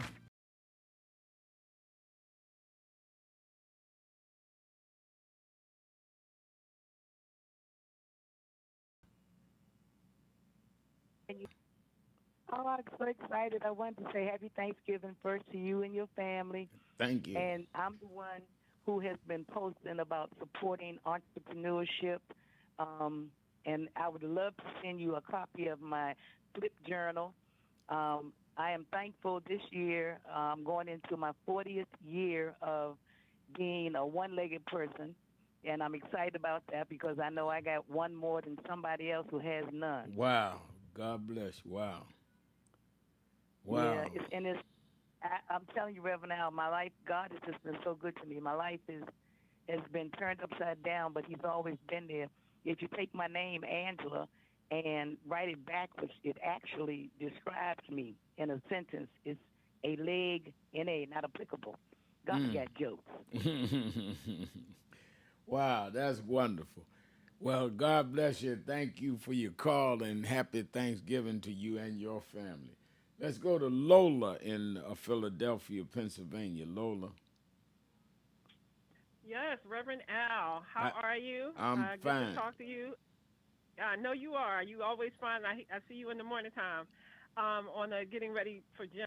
Right. I wanted to say I want to be a little different and say Happy Indigenous Day to everybody, and remember what Thanksgiving really is about, or what that day is about, and think about the Native Americans and Indians, and think about us too, about our land being stolen. If you want to celebrate with your family, that's fine, but remember what the day really means, and that's what Black people really got to get back to. But what I called about was I am disgusted about this president, how he talks about people and calls people names. He called the reporter Miss Piggy. quiet piggy. Right. He's called Governor Pritzker a fat slob and went on this rant about, oh, I'm not going to talk about Pritzker, but you know what? He's a fat slob. He talked about the person with disability. He told some other reporter just a day ago, you're ugly inside and out. He called April Ryan stupid. Now, imagine if you're on your job. These people are working. So imagine me, I'm working at where I work at, and then I'm asking somebody, hey, what about that Excel sheet? And they say, quiet, piggy. You know, these are the type of things that have been protected with the Title VII Civil Rights Act, where you could sue people for, and your companies and stuff for saying that. Every job you have, they're giving you some type of harassment training about what not to say, what not to do. But the President of the United States talks to people and just disgustingly and deplorable language out loud. So imagine what he's saying behind closed doors, because he says whatever he wants to out loud. And his wife had a something when she was the first lady in the first term about no bullying. She had a bullying program that she was doing, but her husband is the biggest bully of the United States. This it starts from the top, and people out here are just saying and doing anything, and then it's going to go into the jobs. People are going to think that they can say and do anything. Then they took the now they saying you don't the swastikas and the nooses are being taken down by Pete Hegseth. So now everything that used to be racial discrimination and calling people names and bullying people, all of that's good now. We can just do whatever we want to. Words matter. Calling somebody piggy, especially a woman, you don't know how sensitive our weight is to us, and not just a woman, just to anybody. You know, he called a man, Governor Pritzker, a fat slob. I mean, every day this man puts this visceral language out, and we have to just sit there and listen to him, and he has the pulpit to say it, and then nobody says anything. What really disgusts me, Reverend Al, is that nobody says, hey, hold it. Like, don't talk to me that way. Don't talk to somebody that way. Don't say something like nobody. And then the people when he called Governor Pritzker a fat slob, they are laughing. The people in the background are laughing at this like this is a joke, when he has the national stage to say these things. Reverend Al, I'm so disgusted. Everything that he's done, turkeys and everything, or whatever people buying, $25, $35, $40. One woman had on social media 4 little ribs was $22. So everything is high, cars, and now they're talking about taking off the seat, taking out the stuff about babies in the cars, riding in the back seat because cars are too high. No, cars are too high because of your tariffs. They blaming everything else on whatever else is going on in this country other than what is really happening, because everything boils down to Trump. His language, his tariffs, what he's doing to this country, destroying the country, his international laws that he's doing, everything is boiled down to Trump. One man destroying this whole country, bullying people, bullying us with tariffs, bullying us with how he treats people, all of this stuff, Reverend Al. It's just so disgusting. And I'm thankful that I'm alive. I'm thankful for my health.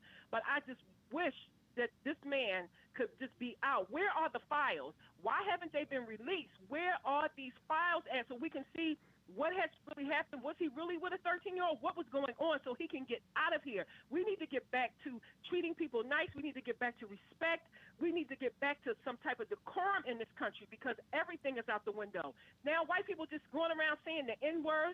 And like I said again, Reverend Al, he starts this. So if you can say this as a president, what do you think people are going to start saying at the job place? Yeah, I'm just sick of it, Reverend Al. And I can feel your passion, and I share it. I think you're right, and it belittles the dignity of the office. I mean, imagine how we look around the world. I talked a couple of days ago with some heads of state that we're getting ready to do some things. Imagine how they look at the level of behavior of the president of the United States that they got to do business with when he runs around calling journalists women out of their name, or governors of states out of their name. I mean, it just cheapens the office.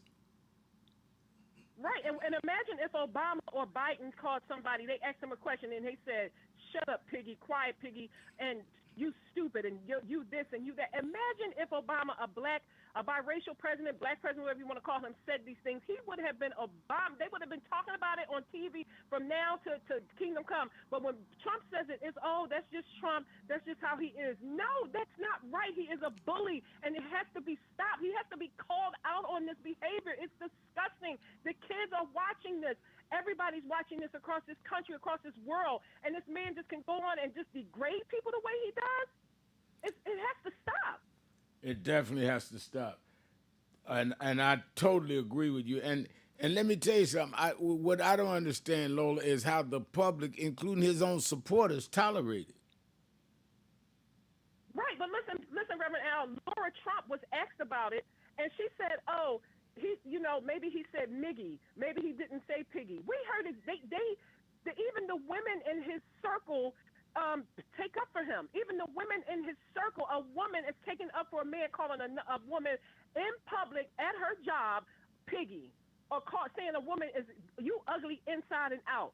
I mean, this stuff right here is really, we are in some really dark times, but we cannot allow people to talk to people that way out in public. If you hear somebody saying something like that, you have to call it out, and we have to call this president out. Every time we hear him say that, somebody needs to say something. President, even if he said something back, you need to say, that's not right what you said to me. You should not talk to people like that. Absolutely right, and you clearly must, or we must, feel that the staff around him, there must be no grown-ups to tell him that this is something that's out of the pale. I mean, I don't know who's in the White House with him now. The first time I knew that, a couple of them would say that's across the line, and that's why they got fired. And I think that he has just people that just bow and scrape in there with him now. Yeah, well, we already know that. We already know that everybody has capitulated to him. Everybody bows down and kisses the ring. But that, even still doing that, they are all grown-ups, and they all understand that what he's saying is wrong. But nobody wants to say anything for the fear of, like you said, of being thrown out or being fired. But other people have to call it out. Other people, when he's saying this in the press room, when he's saying this on a plane, somebody has to say, President, I don't care if he comes back at you, because he's already embarrassed you. He's already said what he's going to say. But say, listen, hey, you can't talk to me that way. You can't say these type of things. You're the president of the United States. If he kick you off, he kick you off. At least you stood up for something. If you don't stand up for anything, you're going to fall for everything. And these people just allowing him to say it, and they just not saying anything, looking at him like they surprised. That's the problem, too. Speak up. Somebody around has to say something. This man calling a governor a fat slob. Oh, God. And let me say this. I think that as you say this, the people in the room that don't correct him tells me a lot about who they are and who they are not. I mean, some things, I don't care who they are. If it's said in my presence, I'm going to say, wait a minute, you can't do that. You shouldn't do that. I'm not with that. Out of my self-respect, I'm not even trying to just uphold them. I'm trying to respect myself. But anytime anybody can do anything you want or say anything they want, and there's no response, no boundary set by you, it tells us a lot of who you are. And I think that it shows no self-respect, self-regard. I want to be the guy, and I have been and hope I always will be the guy that says, okay, here come Rev Al, we can't say that around him. We can't do that around him. Put that away, he ain't going to have that. Yeah, I'm that guy. Make me that guy. I don't want to be the guy that said, it don't matter what you say or do around him. He cool. No, I ain't that cool. And I never will be. Thank you for your call. Have a happy Thanksgiving. Let's take a break. We'll be right back. Keeping it real. Sharpton. Be right back. Church, I want to present to you a man of God, a man of his community, the Reverend Howard Hundley.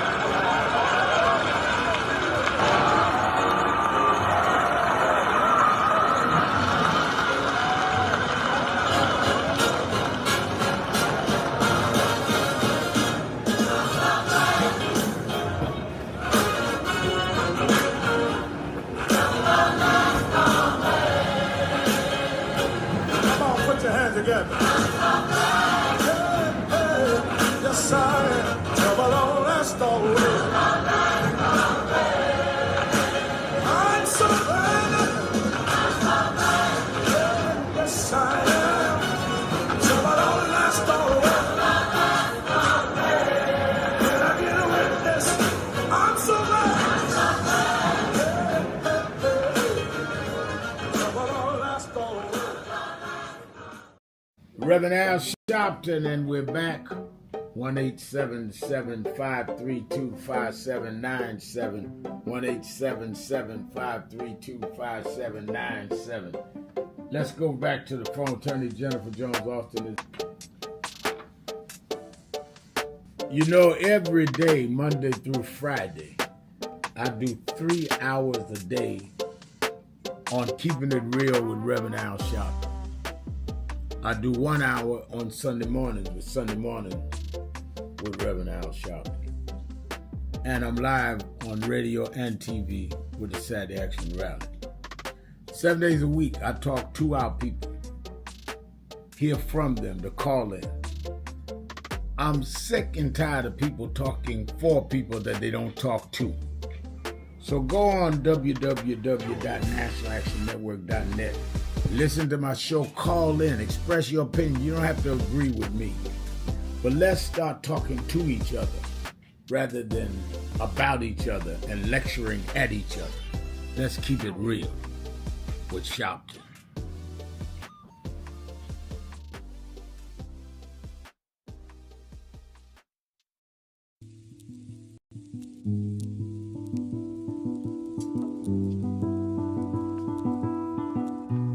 I had a thought this morning that I want to share with you about mentorship. I am able to do a lot of what I do because I had great mentors, but there are correct ways and incorrect ways to mentor people, in my opinion. I was mentored as a boy preacher by Bishop F.D. Washington, one of the great Pentecostal preachers of his time. Then Reverend William Jones, who became my pastor after Bishop Washington died, who was unquestionably in the top 5 black church ministers, theologians. Reverend Jesse Jackson, who I started my activism under his leadership, he and Reverend Jones. And I learned politics directly as a youth director from Shirley Chisholm. So even though I didn't finish college, I had the most unique education in the world from being exposed to giants. But the one thing I learned is as I grew older and people started coming younger than me and wanted me to teach and mentor them, the magic of the mentors I had is they did not want me to be their clone.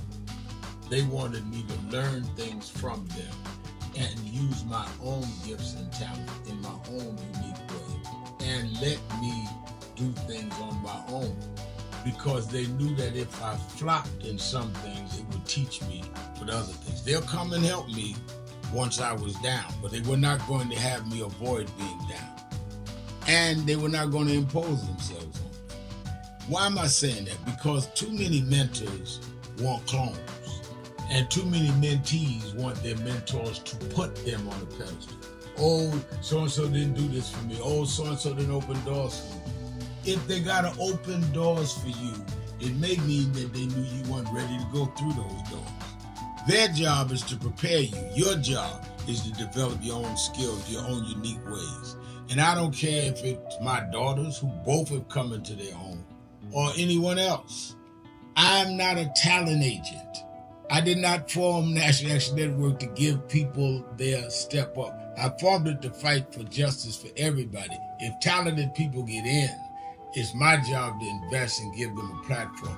It's their job to get on the platform and perform and show their ability. Sitting with me today in the office as I talk about is one of my mentees, Reverend Stephen Marshall. Now, Stephen, you just came around us when you were how old? 11 years old. 11 years old. You just turned 40 and now you're called to the ministry? Yes, sir.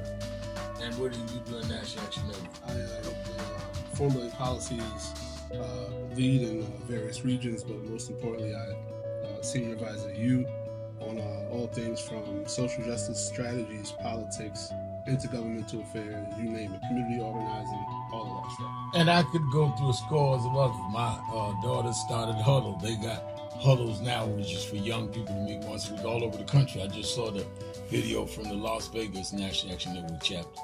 Now, when you decided to preach, did I ever tell you to become a preacher? Not one time. Who called you to preach? The Lord. All right. And did I say go to this school or that school? No, sir. Did I open this door, that door? Did I tell you be ready when the doors open? Always be ready and prepared. And that's what I'm saying. get you some young people than you that you can help along the way. But don't be their talent agent. Their talent must speak for themselves. And anybody that grumbles with you about so-and-so didn't do something for them, maybe it's because they didn't feel you were ready, or that they felt if they did it, you wouldn't do it on your own. But we all don't live forever. I want the next generation to speak of me, of National Action Network, and others, the way I speak of Reverend Jones and Bishop Washington and Shirley Chisholm and Reverend Jackson. But I just don't want young people to feel that somebody ought to give them the reins of leadership or give them the reins of business or whatever it is you're in. You need to learn from their journey, get the pearls of wisdom from them, but don't have them do for you, because then it means you can't do it for yourself.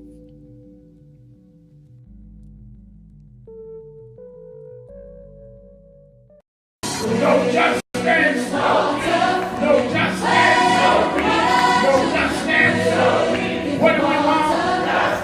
What do we want? We are the sons and the daughters. We gotta stand up and make it loud. Just like our God told the Pharaoh, let my people go, go. We are a new generation from the ones who have come before. He's calling us into freedom. Let my people go, go. We never shine, never shade. Give me a papa God, rain, make the heavens. If you don't say you know what trouble, let my people go, go. The blood, sweat, and the tears that we gathered through the years. If you don't say you know what trouble, let my people go, go. Wade in the water, we did wade in the water. So who is Al Sharpton anyway? Who is this 33-year-old preacher without a church? A number of black New Yorkers as well. He is little more than a pudgy exhibitionist who can be counted on to show up, bullhorn in hand, at every racial incident.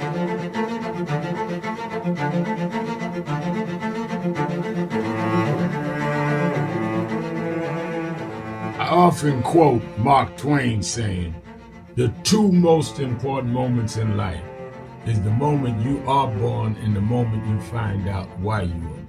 I had a very troubling conversation the other day that prompted me to do this little video. Young man that I've known a while came to me and he was crushed. I mean, really crushed, because people were criticizing his work. He's in the ministry, but he's also an actor. And he said he couldn't understand why people were jumping all over, criticizing him, trying to find scandalous and derogatory things about him. And I told him, I said, you know, you very young. You don't know the road I've traveled. They called me everything but a child of God. Racial discord, a blabbermouth, a loudmouth, too flamboyant, an agitator, a racist, I a race had to baiter. learn. Yeah, right. I was not defined by how others saw me. I was defined by how I saw myself and whether I was being true to myself. Some of you watching this don't like me. And it doesn't matter as long as I know what I'm doing and I like me for being real. So I'm doing this video to say to you, whoever you are and whatever you do, you may not be in ministry or social justice, none of this stuff, but don't live your life worried about opposition or people that don't like you. You can turn that around.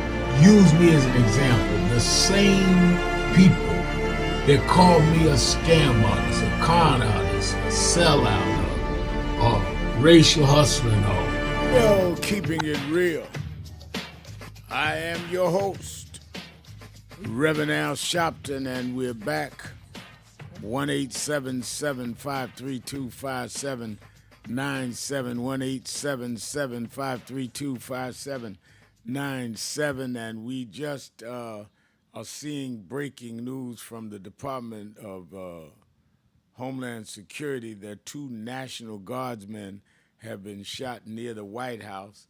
There's no following details. We'll see where that goes, what their condition is, and if there's any preliminary reports on what that is, but it's flashing across the wires to all of us right now. As I said, we were going to try to get some policy day in today since we're feeding the people in two boroughs tomorrow in New York.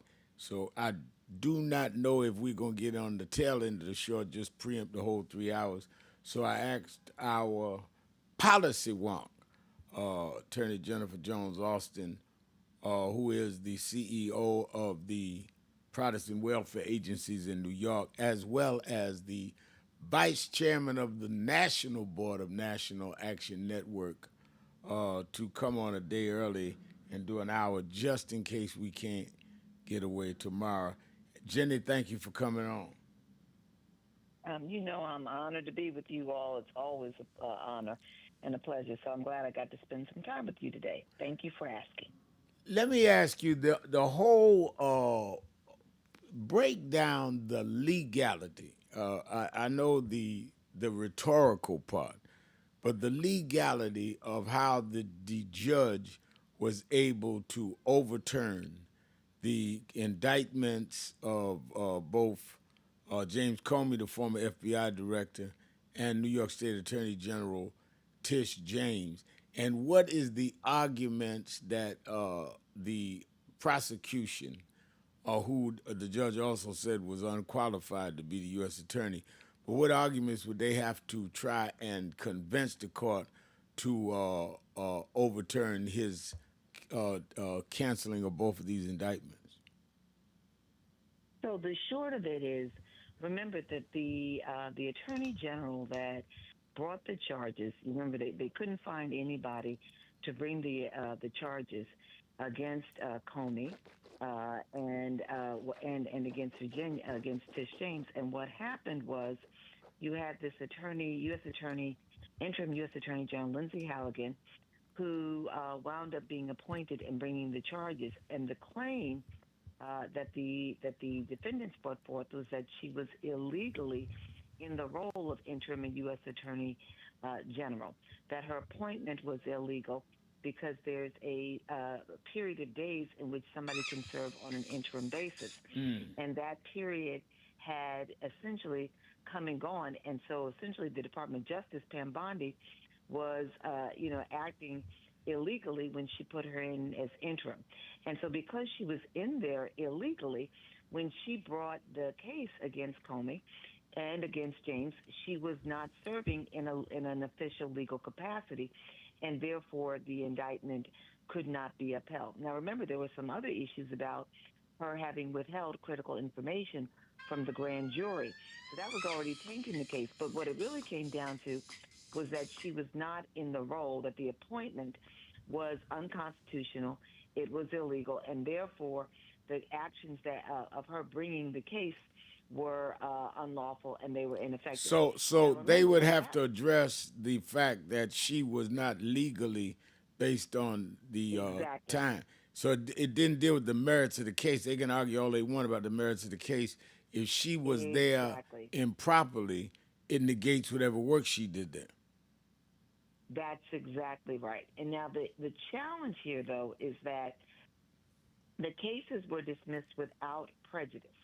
And what that means is that because they didn't decide it on the merits, the judge didn't look at the merits of the case. The judge didn't look at whether or not, the law was actually broken, didn't look at the evidence.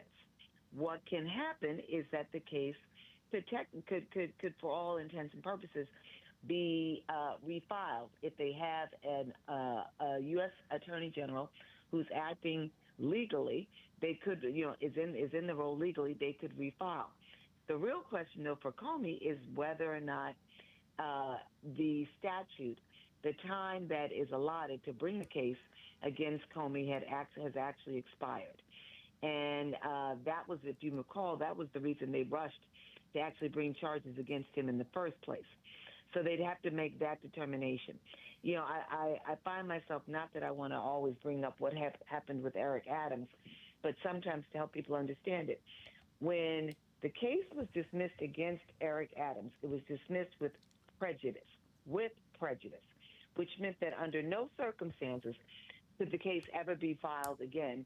The charges of corruption and bribery and what have you, they could never be filed again, even though it had not been reviewed and the evidence had not been reviewed. The judge in that case decided to dismiss with prejudice because he did not want Trump to have anything hanging over Eric Adams to threaten him and keep Eric Adams from doing his job as mayor. Here, it's without prejudice, meaning the cases can be brought again. If you got the right person in there and they can make a case to the grand jury demonstrating that they have enough evidence to move forward with prosecution. But that's where they may also get into some trouble because they never presented all of the evidence in the first place. Right. All right, let's go to the phones. I asked today people to comment on all of this was going on from the whole question of the Comey and Tish James cases thrown out, at least for now, to the whole question of Kash Patel, the FBI director, being attacked from law enforcement about using taxpayer dollars to bodyguard his girlfriend and use private planes at taxpayers' expense, and other related issues that we're dealing with right now in the public space. Clearly, Trump backing up on saying he was coming with a health plan as an alternative to the Affordable Care Act and then canceling that is a major concern. And we still have to be concerned about why we are not seeing and getting all of the Epstein files. Having said all of that, I also ask people to give me their best one or two Thanksgiving days in memory. I think sometimes we don't sit down and think back about good days. You know, sometimes we get in the grind so much of survival that we don't stop sometime and say, you know, what's the old saying? Life's been hard, but it's fair. You know, I had some good days. I had some good Thanksgiving. I gave a couple of mine, so I've asked people to do all of that. Let's go to the phones on that. Let me go to Mrs. Jones in Philadelphia, WURD. Mrs. Jones. Thank you so much, Reverend, and happy gratitude season to your audience and to Attorney Austin. I just wanted to say as well, I agree with Lola wholeheartedly and agree wholeheartedly with what you said. When people are in our company, we have to teach them how to treat us and what we don't tolerate. We have to send a strong message, and people will get the message as to, you know, if we are going to allow people to call people out of their names and all that crazy stuff. We never had to go here before. It's just so childish to even have to even address these issues with so many major issues going on. So I'm grateful for you, and what you said is worth $1 million. Don't allow people to say any and everything in your presence about other people. You know, especially, you know, grown people. We should be, you know, much wiser than that. But we know this so-called president is not wise. And to move on to, and he's caused, and we got to call a thing, most of this drama that's going on here in America. We have always had political violence, but not to this extent, because he promotes it. And there are so many other things I want to say, but most importantly as well, the meeting with him and the elect mayor, that was not real. He's a bully. When people show up in the face of a bully, they seem to not remember what they said before. And he's 79 years old. There's no way he's going to change suddenly. Just give it some time, and that's when we will know if his compliments and willingness to work with the mayor-elect is really going to hold. He was just doing what he had to do at the moment. But as you also said, because I've heard your comments many times on various talk shows, and I was so glad that you stayed to the point. Danny, he did not go, you know, against what he truly believed. He stayed professional. You know, whereas we know what this guy does. He wants to be playful. He's the so-called president, wants to be playful and touching, but he's never serious. And how can we believe anything he says when a few days before he was just meeting with the crown prince? I mean, like, people got too excited about the bromance, but it was more like the bully was in the face of the person that he has bullied for so many months. And that's what they do. They can say anything behind the keyboard, but you get them, face to face, they change. And last but not least, as far as, even the pardoning of the turkey, that was supposed to be, Yeah. something special.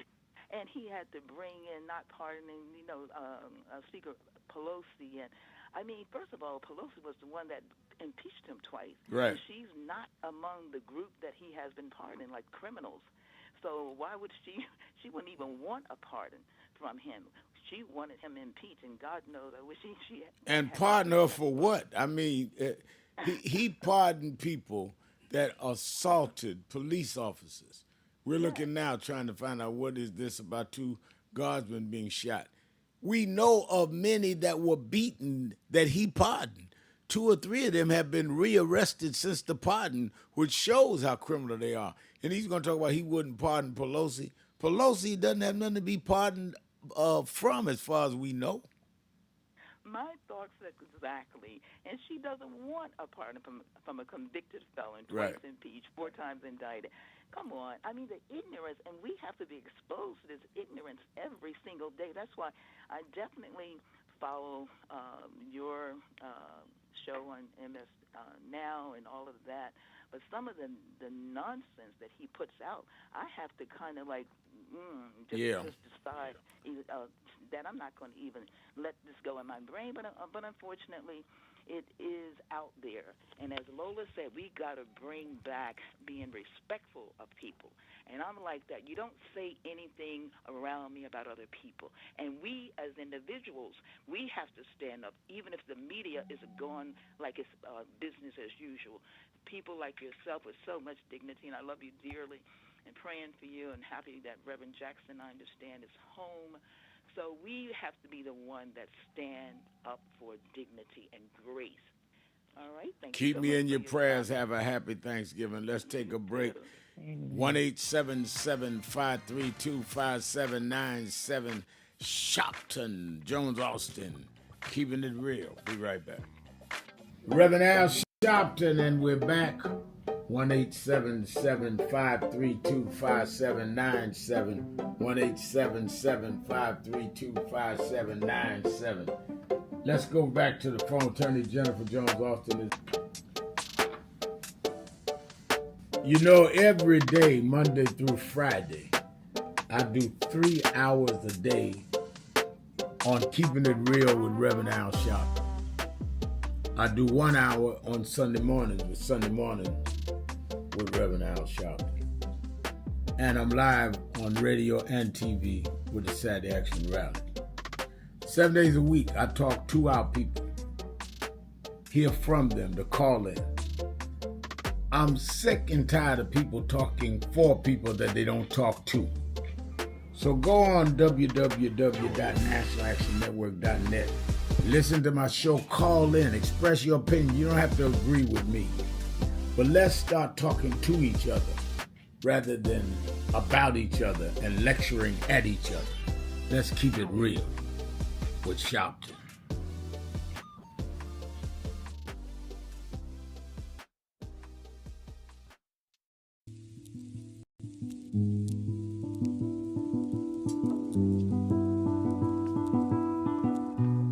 I had a thought this morning that I wanted to share with you about mentorship.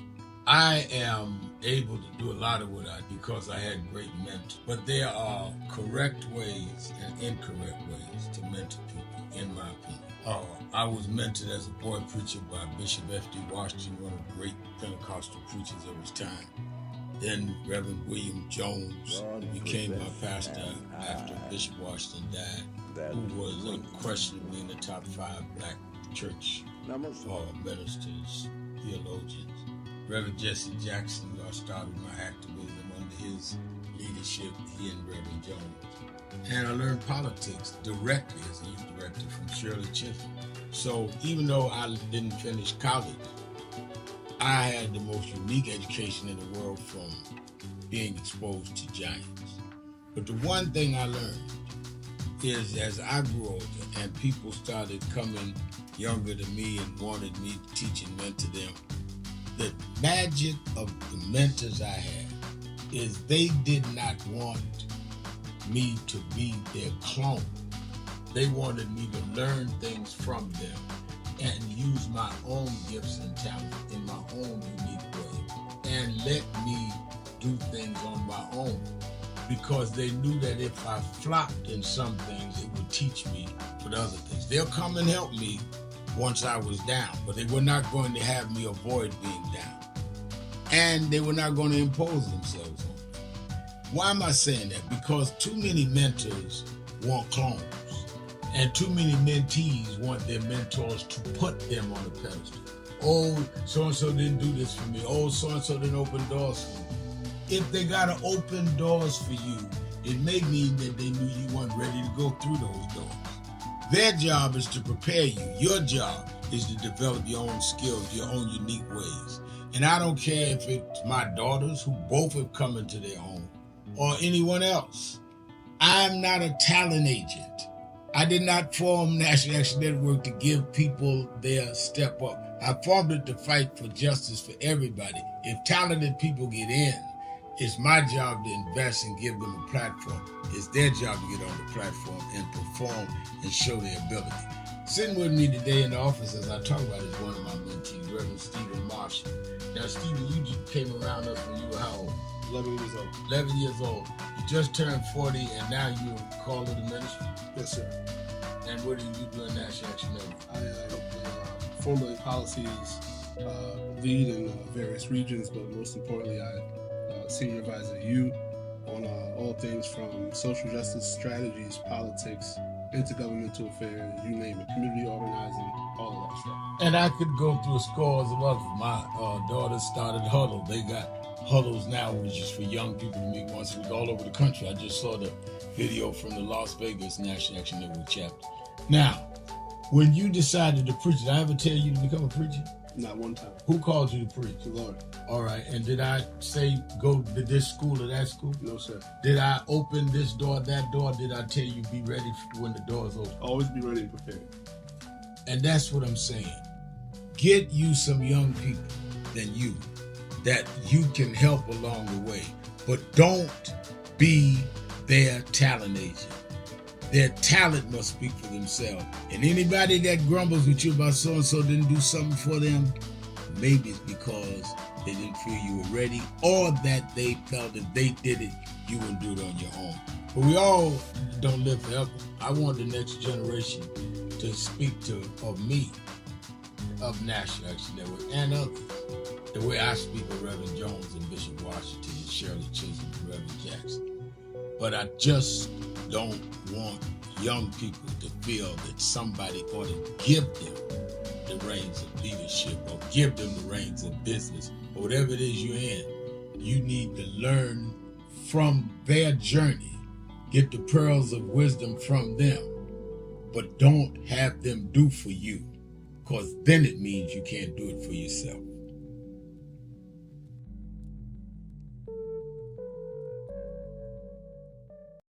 No justice, no justice, no justice.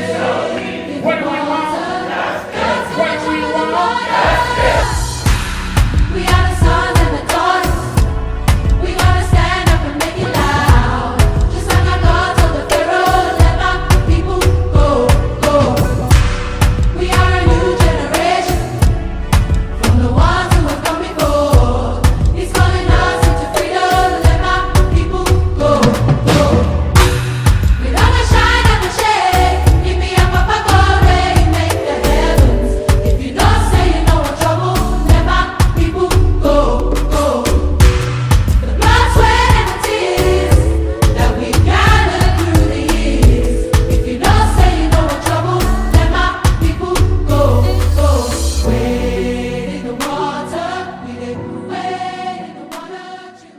So who is Al Sharpton anyway? Who is this 33-year-old preacher without a church? A number of black New Yorkers as well. He is little more than a pudgy exhibitionist who can be counted on to show up, bullhorn in hand, at every racial incident.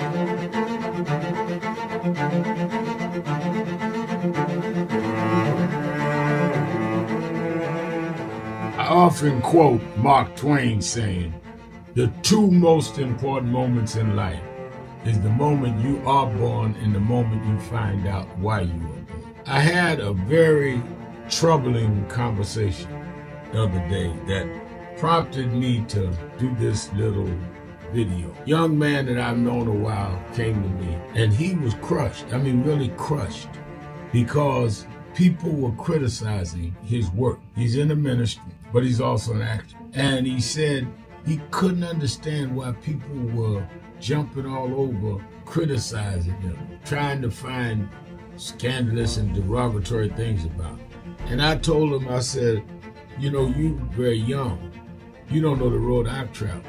They call me everything but a child of God. A blabbermouth, a loudmouth, too flamboyant, an agitator, a racist, I had to learn. Yeah, right. I was not defined by how others saw me. I was defined by how I saw myself and whether I was being true to myself. Some of you watching this don't like me. And it doesn't matter as long as I know what I'm doing. And I like me for being real. So I'm doing this video to say to you, whoever you are and whatever you do, you may not be in ministry or social justice, none of this stuff, but don't live your life worried about opposition or people that don't like you. You can turn that around. Use me as an example. The same people that call me a scam artist, a con artist, a sellout, or racial hustler and all, I kept going. And the people I respected started respecting and publicly embracing my work. When Coretta Scott King, the widow of Dr. Martin Luther King Jr., had this I am your host, Reverend Al Sharpton. Attorney Jennifer Jones Austin, our policy walk, is with us. Let's go right back to the phone. Let me go to the sage of the South in Atlanta, Georgia, Brother Jihad. Jihad, you're keeping it real with Sharpton and Jones Austin. Good afternoon to both of you. Two things I wanted to reference. The first is I would like to say that we polls say that if an election was held today, we would win. That's what the polls are saying. Right. Right. The decisions by the court, a lot of them are saying it. The 6 senators that risked their career and with this fool, their lives, are saying that we're winning. You know what I mean? And I just wanted to share that with the audience because all it's saying to us is that we need to stay the course. You know what I mean? We're not losing. I mean, matter of fact, the more he acts a fool, we win. We're winning. You know what I mean? And they are so hell-bent on whatever direction they're going that they really can't turn. They're even trying to turn. You just mentioned, and now he's talking about doing what the Democrats wanted to do with the Obamacare. Right. Because he realized that the public wanted that. Right? So now he's backing off of a lot of things because he realized we are winning. That's I just right. want to say that to the audience. We just need to stay the course. Stay mad, stay aggressive, stay organized, get more organized.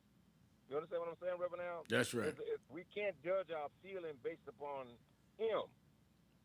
They are who they are and what they're going to be. But it appears that because we are doing what we are doing on all levels, we're winning. I'm sorry to say, we're winning. Don't be depressed. We're winning. You know what I mean? We're doing the right thing. And I wanted to say that, Reverend Al. No, I think that, and I want you to make your other point, but I think that's very important because sometimes we get so used to losing, we take the victory out of the defeat out of the jaws of victory. I mean, we just beat ourselves down. Yeah, that's exactly right. And that's why I said, let me call after listening to the sister earlier.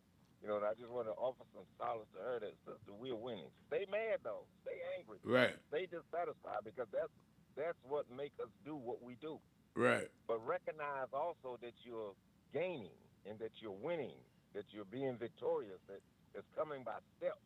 It happened by steps. It'll come, the victory will come by steps also. You know what I'm talking about? But the other point I wanted to mention, and I tried to get in yesterday on the conversation on Mandani, but I just heard Sister said that you acknowledge that the man, and then I think the sister said that she heard, and I also witnessed a shrewd politician in the White House with President Trump.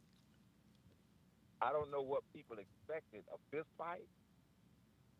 I don't even know, Reverend Al, who called the meeting. Did he call the meeting, or did the president call the meeting?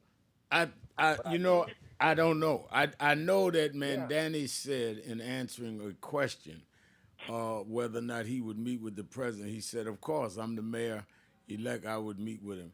And how it ended up with a meeting, I don't know. Mandani did call me the night before the meeting to tell me what his plans were and to ask my counsel. I never asked him how the meeting came together. Right. And that itself, I heard you say, and I just want to say this because Mandani, from everything I heard you ask of Mandani so far, he has responded. That's right. I think everything. Everything. I mean? So the idea that Mandani backed down and had a love fest with the president, I didn't see that. No. I didn't see him back off of the fastest statement. I mean, he answered it so shrewd and intelligent, and still stayed. What did people want? The people wanted to hear knock down, drag out. You know what I mean? No, well, let me again. That is why I don't mix words when I say or just flattery when I say you the sage of the South, because you said it right. I've not seen Mandani respond that way to anybody, to hecklers when he was campaigning. That's just not what he does. So I could see if he was out of character. He was in character. That's how he responds to things. He was very much in character, you know what I mean, and responded so shrewd. You know, if you and I end with this because I appreciate you. If you and I have disagreements, we're two politicians on different sides, and finally we come together in a meeting, and the format of the meeting, in the meeting, we agree to only talk about those things that we agree on.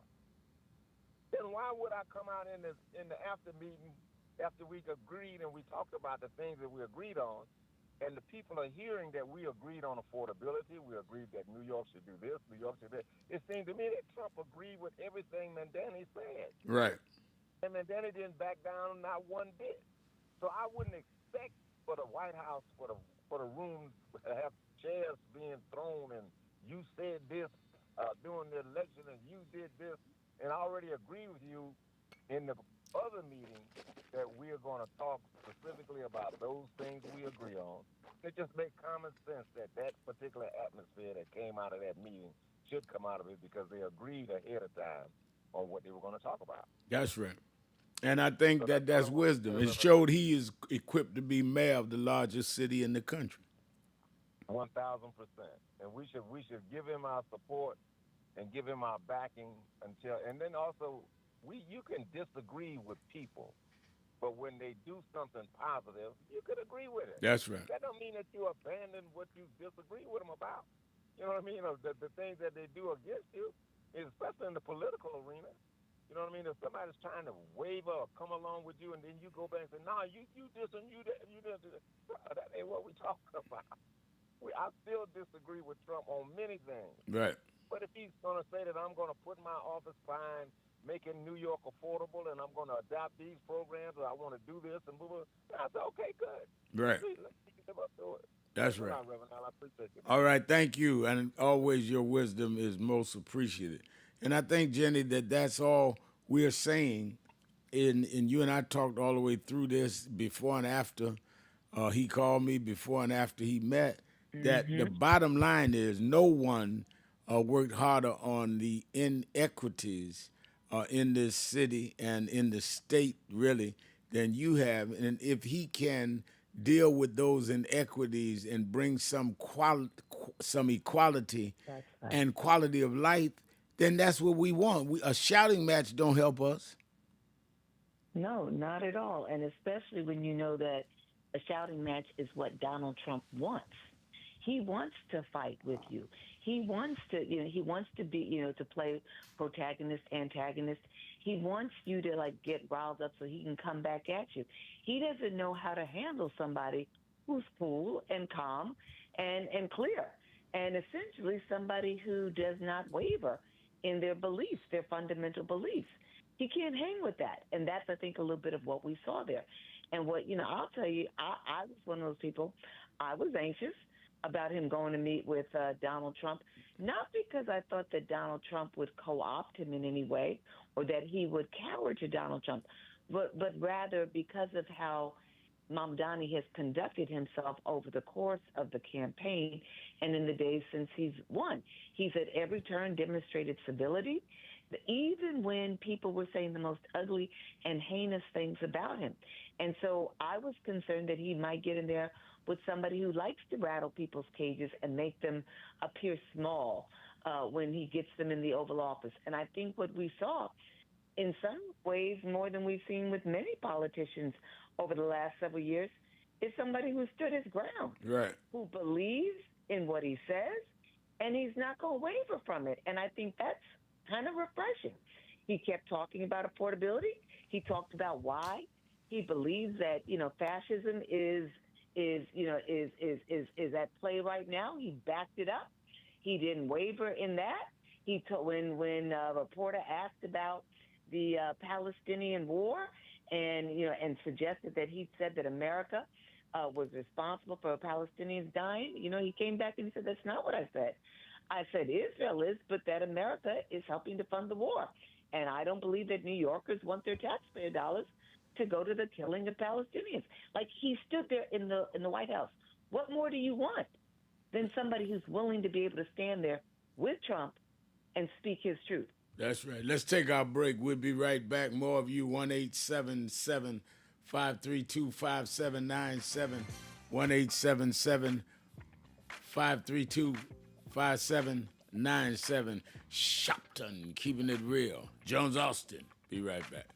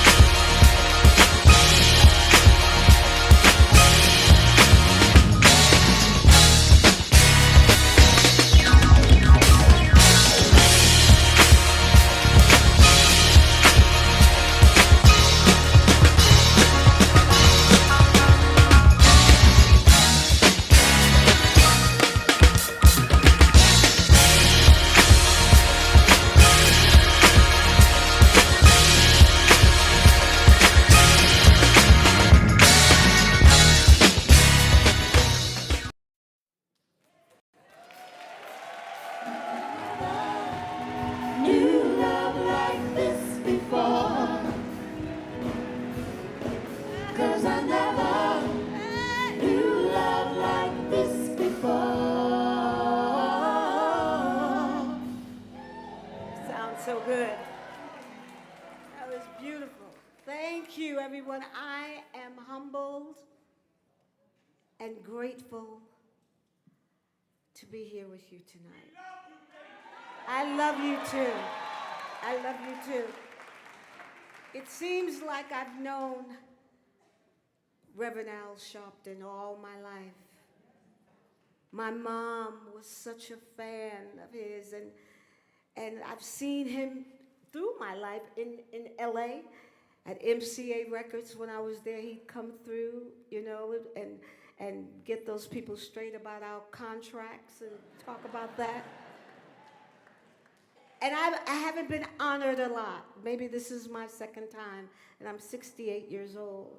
And I've been in this business my entire life. I've never done what you would call a real job.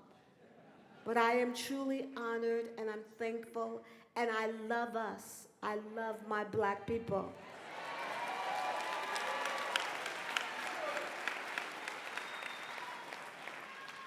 And I fight for us, and I want the women, the black women, to really know their worth. Know that they're queens. That's important to me. That's how my mother raised me. My mother was militant, I guess, when it wasn't trendy, yes. Because when I was a little girl, my mother and father would drive in Brooklyn. I'm from Brooklyn, Bed-Stuy, do or die. And when she would see police officers handling black children or a black boy or a girl, she would have my father stop and say, she'd get out of the car and she'd say, "What's going on here? Wait a minute, what you doing?" All the time. So it's natural that I'm that way because I'm so tired of seeing our black men beaten with handcuffs. They have handcuffs on. That's important to me. That's my fight. I want love in this world. We're living in some, I love you. I never knew love like this before. I can't sing because we just finished doing 3 shows back to back. And I flew in this morning, and because Reverend Al wanted me to sing home. There's no way I could sing home, but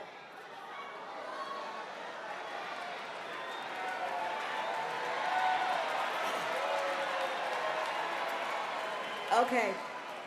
When I think of home, I think of a place where there's love overflowing. I wish I was home. I wish I was back there with the things I've been knowing. When that makes us tall grass bend into leaning, suddenly the raindrops that fall have a meaning. Sprinkling the sea makes it all clean.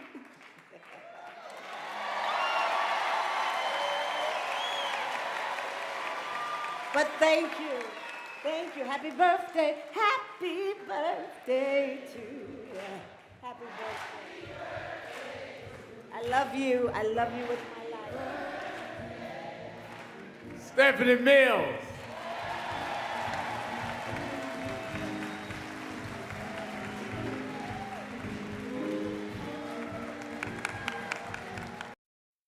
Some of you forget where you come from and forget how you got there and act like you got there because you were qualified or that you had a good resume.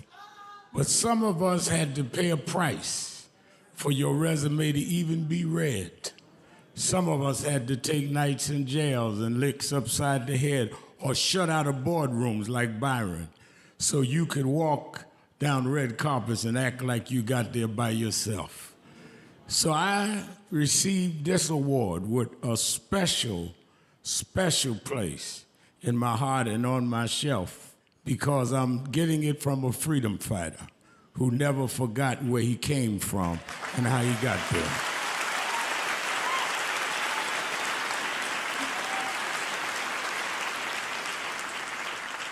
Yes, we've come a long way. We've had now a black president and now a black vice president, but we still can get shot down and have to march to get a case in court. We still can get shut out of boardrooms. We're still doubly unemployed in a good economy. So we're gonna have to keep marching. And I thank not only my family, a mother that raised me by herself, but I thank that lady at the end of the march that knows she won't be on TV that night and knows her name will never be in the paper, but she believed in me enough to get at the end of the line and make me look good. Because Dr. King used to say, if you call a march and no one shows up, you just going for a walk. And I want to thank those that marched with me. 32 years ago, here in Los Angeles, we marched. And then many years later, with George Floyd and others, we're still marching. And I'm going to keep marching. I'm going to keep agitating. And I'm going to keep going.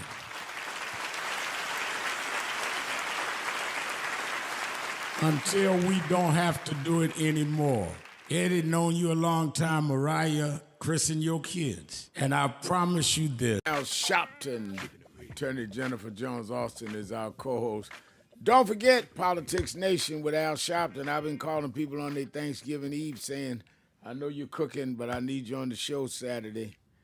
I need you on the show Sunday. Don't you miss Saturday or Sunday. I'll be live both nights, 5 p.m. Eastern Time on MS Now, formerly known as MSNBC.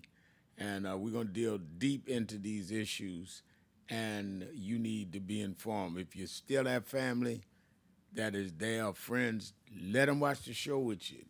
Discuss the issues with them, because I only have the best and those right involved on my show. You also that are in the area that don't have somewhere to have Thanksgiving dinner, come have it with us tomorrow. 11 a.m., we start serving our Thanksgiving meals at the House of Justice in Harlem. I'll be there. Mayor-elect Ma'am Danny will be there. New York State Attorney General Tish James will be there. Mark Morial, the National Urban League, will be there. Attorney Jennifer Jones Austin will be there. We'll all be serving hot meals and spending time, and we, with seniors, with homeless people, with people that just need to have their Thanksgiving this year.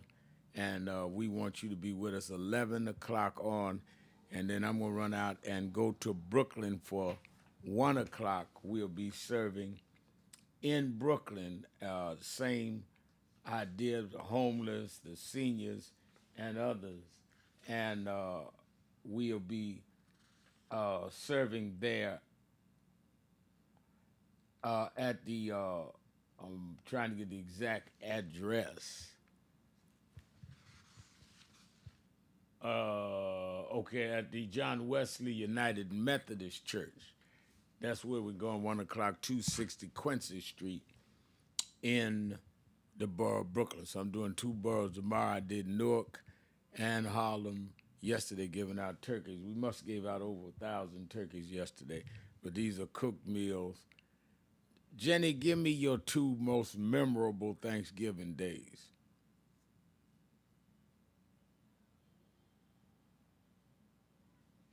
I don't hear Jenny. I'm sorry, sir. My AirPod was out and I didn't realize it. My first, the one that I really, really remember is, my dad, as you well know, was a pastor, and he would go back and forth between a church in Brooklyn, Washington. Actually, Washington Avenue Baptist Church, which is the church that was pastored by the father of the most recent U.S. Attorney General, Damian. Remember his last name? I can't remember. Damian Williams. Yes, his father. And why am I saying this? I just remember how beautiful it was to go back and forth between the churches, have a very, very, very simple Thanksgiving service where we would worship God and just talk about what we were most thankful for, just the basics, and then just go and have a simple meal. And I reflect on that because it's gotten so commercialized, over the course of the last several years, and sometimes it's just you lose sight of just simply being grateful for the blessings that God has given you, because it becomes so commercialized. And then the other Thanksgiving that I remember was it was a memorable year because I tried to cook my first turkey, and it was the last turkey I ever cooked because it actually took about 20 hours to cook it. Wow. And let's just say it was too big for the oven, so it never was able to open up and kind of get enough air circulating through it. after 20 hours, we finally just said we're just going to go with it because I started cooking at about, well, maybe it was the night before, about 12 o'clock, thinking we'd have dinner early. Never worked. Finally took it out about 8:30 at night. It was as beautiful as it could be. And when we cut it open, the blood went everywhere. Oh my And God! Wow. yes, so it was my most memorable because the turkey then got, some people ate some, but it went in the microwave. Many of us didn't have turkey, and that was the last time I ever tried my hand at turkey. And now I just stick to college and making corn pudding. And that's my contribution. I know that's right. I know that's right. Wow. All right, let's go to Justin in South Carolina. Justin. Hey. Hey, Mr. Sharpton. Yeah. I appreciate you taking my call. I won't be long. I just had some things I wanted to express to you. I'm in Orangeburg, South Carolina, by way of Hopkins and Eastover, South Carolina. I'm a 47-year-old white guy. I just wanted to kind of express some of my concerns with the, I've heard names been called to you, race bait, all that junk, whatever. That's all this. But about division going based on Trump, and I can see it. I'm not the number one Trump supporter. I did vote for him twice. But I guess what I want to say is a 47-year-old white guy that served 10 years in the Air Force, had I don't know how many brothers and sisters from different races. I grew up in Eastover in Hopkins, South Carolina, which was about an 80% African American black culture population. And it's funny because I came out of that, and you hear people say, "Oh, you graduated from Low Richards, white boy like you? Oh, how'd you that man?" Like I did something, and I have to explain to people that it had nothing to do with race. Nobody cared what color you. We were all a bunch of country kids trying to eat. And what I guess my concern is the division amongst people, I think, has gotten worse. But I'm not solely putting that at Trump's feet. I'm also holding at the media, and I'm not blaming you, sir, but I'm just saying I feel like the media is making things worse. And I just want to say we're not taught at an early age to hate people that don't look like us. I know that's how it was back in the day. But I just want to say for your people, everybody listen, that's not how. And Well, let me say this, Justin, before we run out of time. I don't think that many of you have been trained to hate everybody. I think what has happened, though, is the institutional bias where blacks are doubly unemployed to whites, where blacks are triple in terms of incarceration for the same crime with the same criminal background. A lot of the things that we're fighting to say that are carryovers from back in the day has not been institutionally corrected. And they call us race baiting for saying that, no, it's still not equal. I'm going to agree with you. Let me say this. You're exactly right. What I'm upset about is that how the black population has been used by the Democratic Party all these years. That's the whole reason the white. I mean, you know the facts that when the black man was taken out of the home to break apart your family, there's a lot of white people that know that, and we hate that.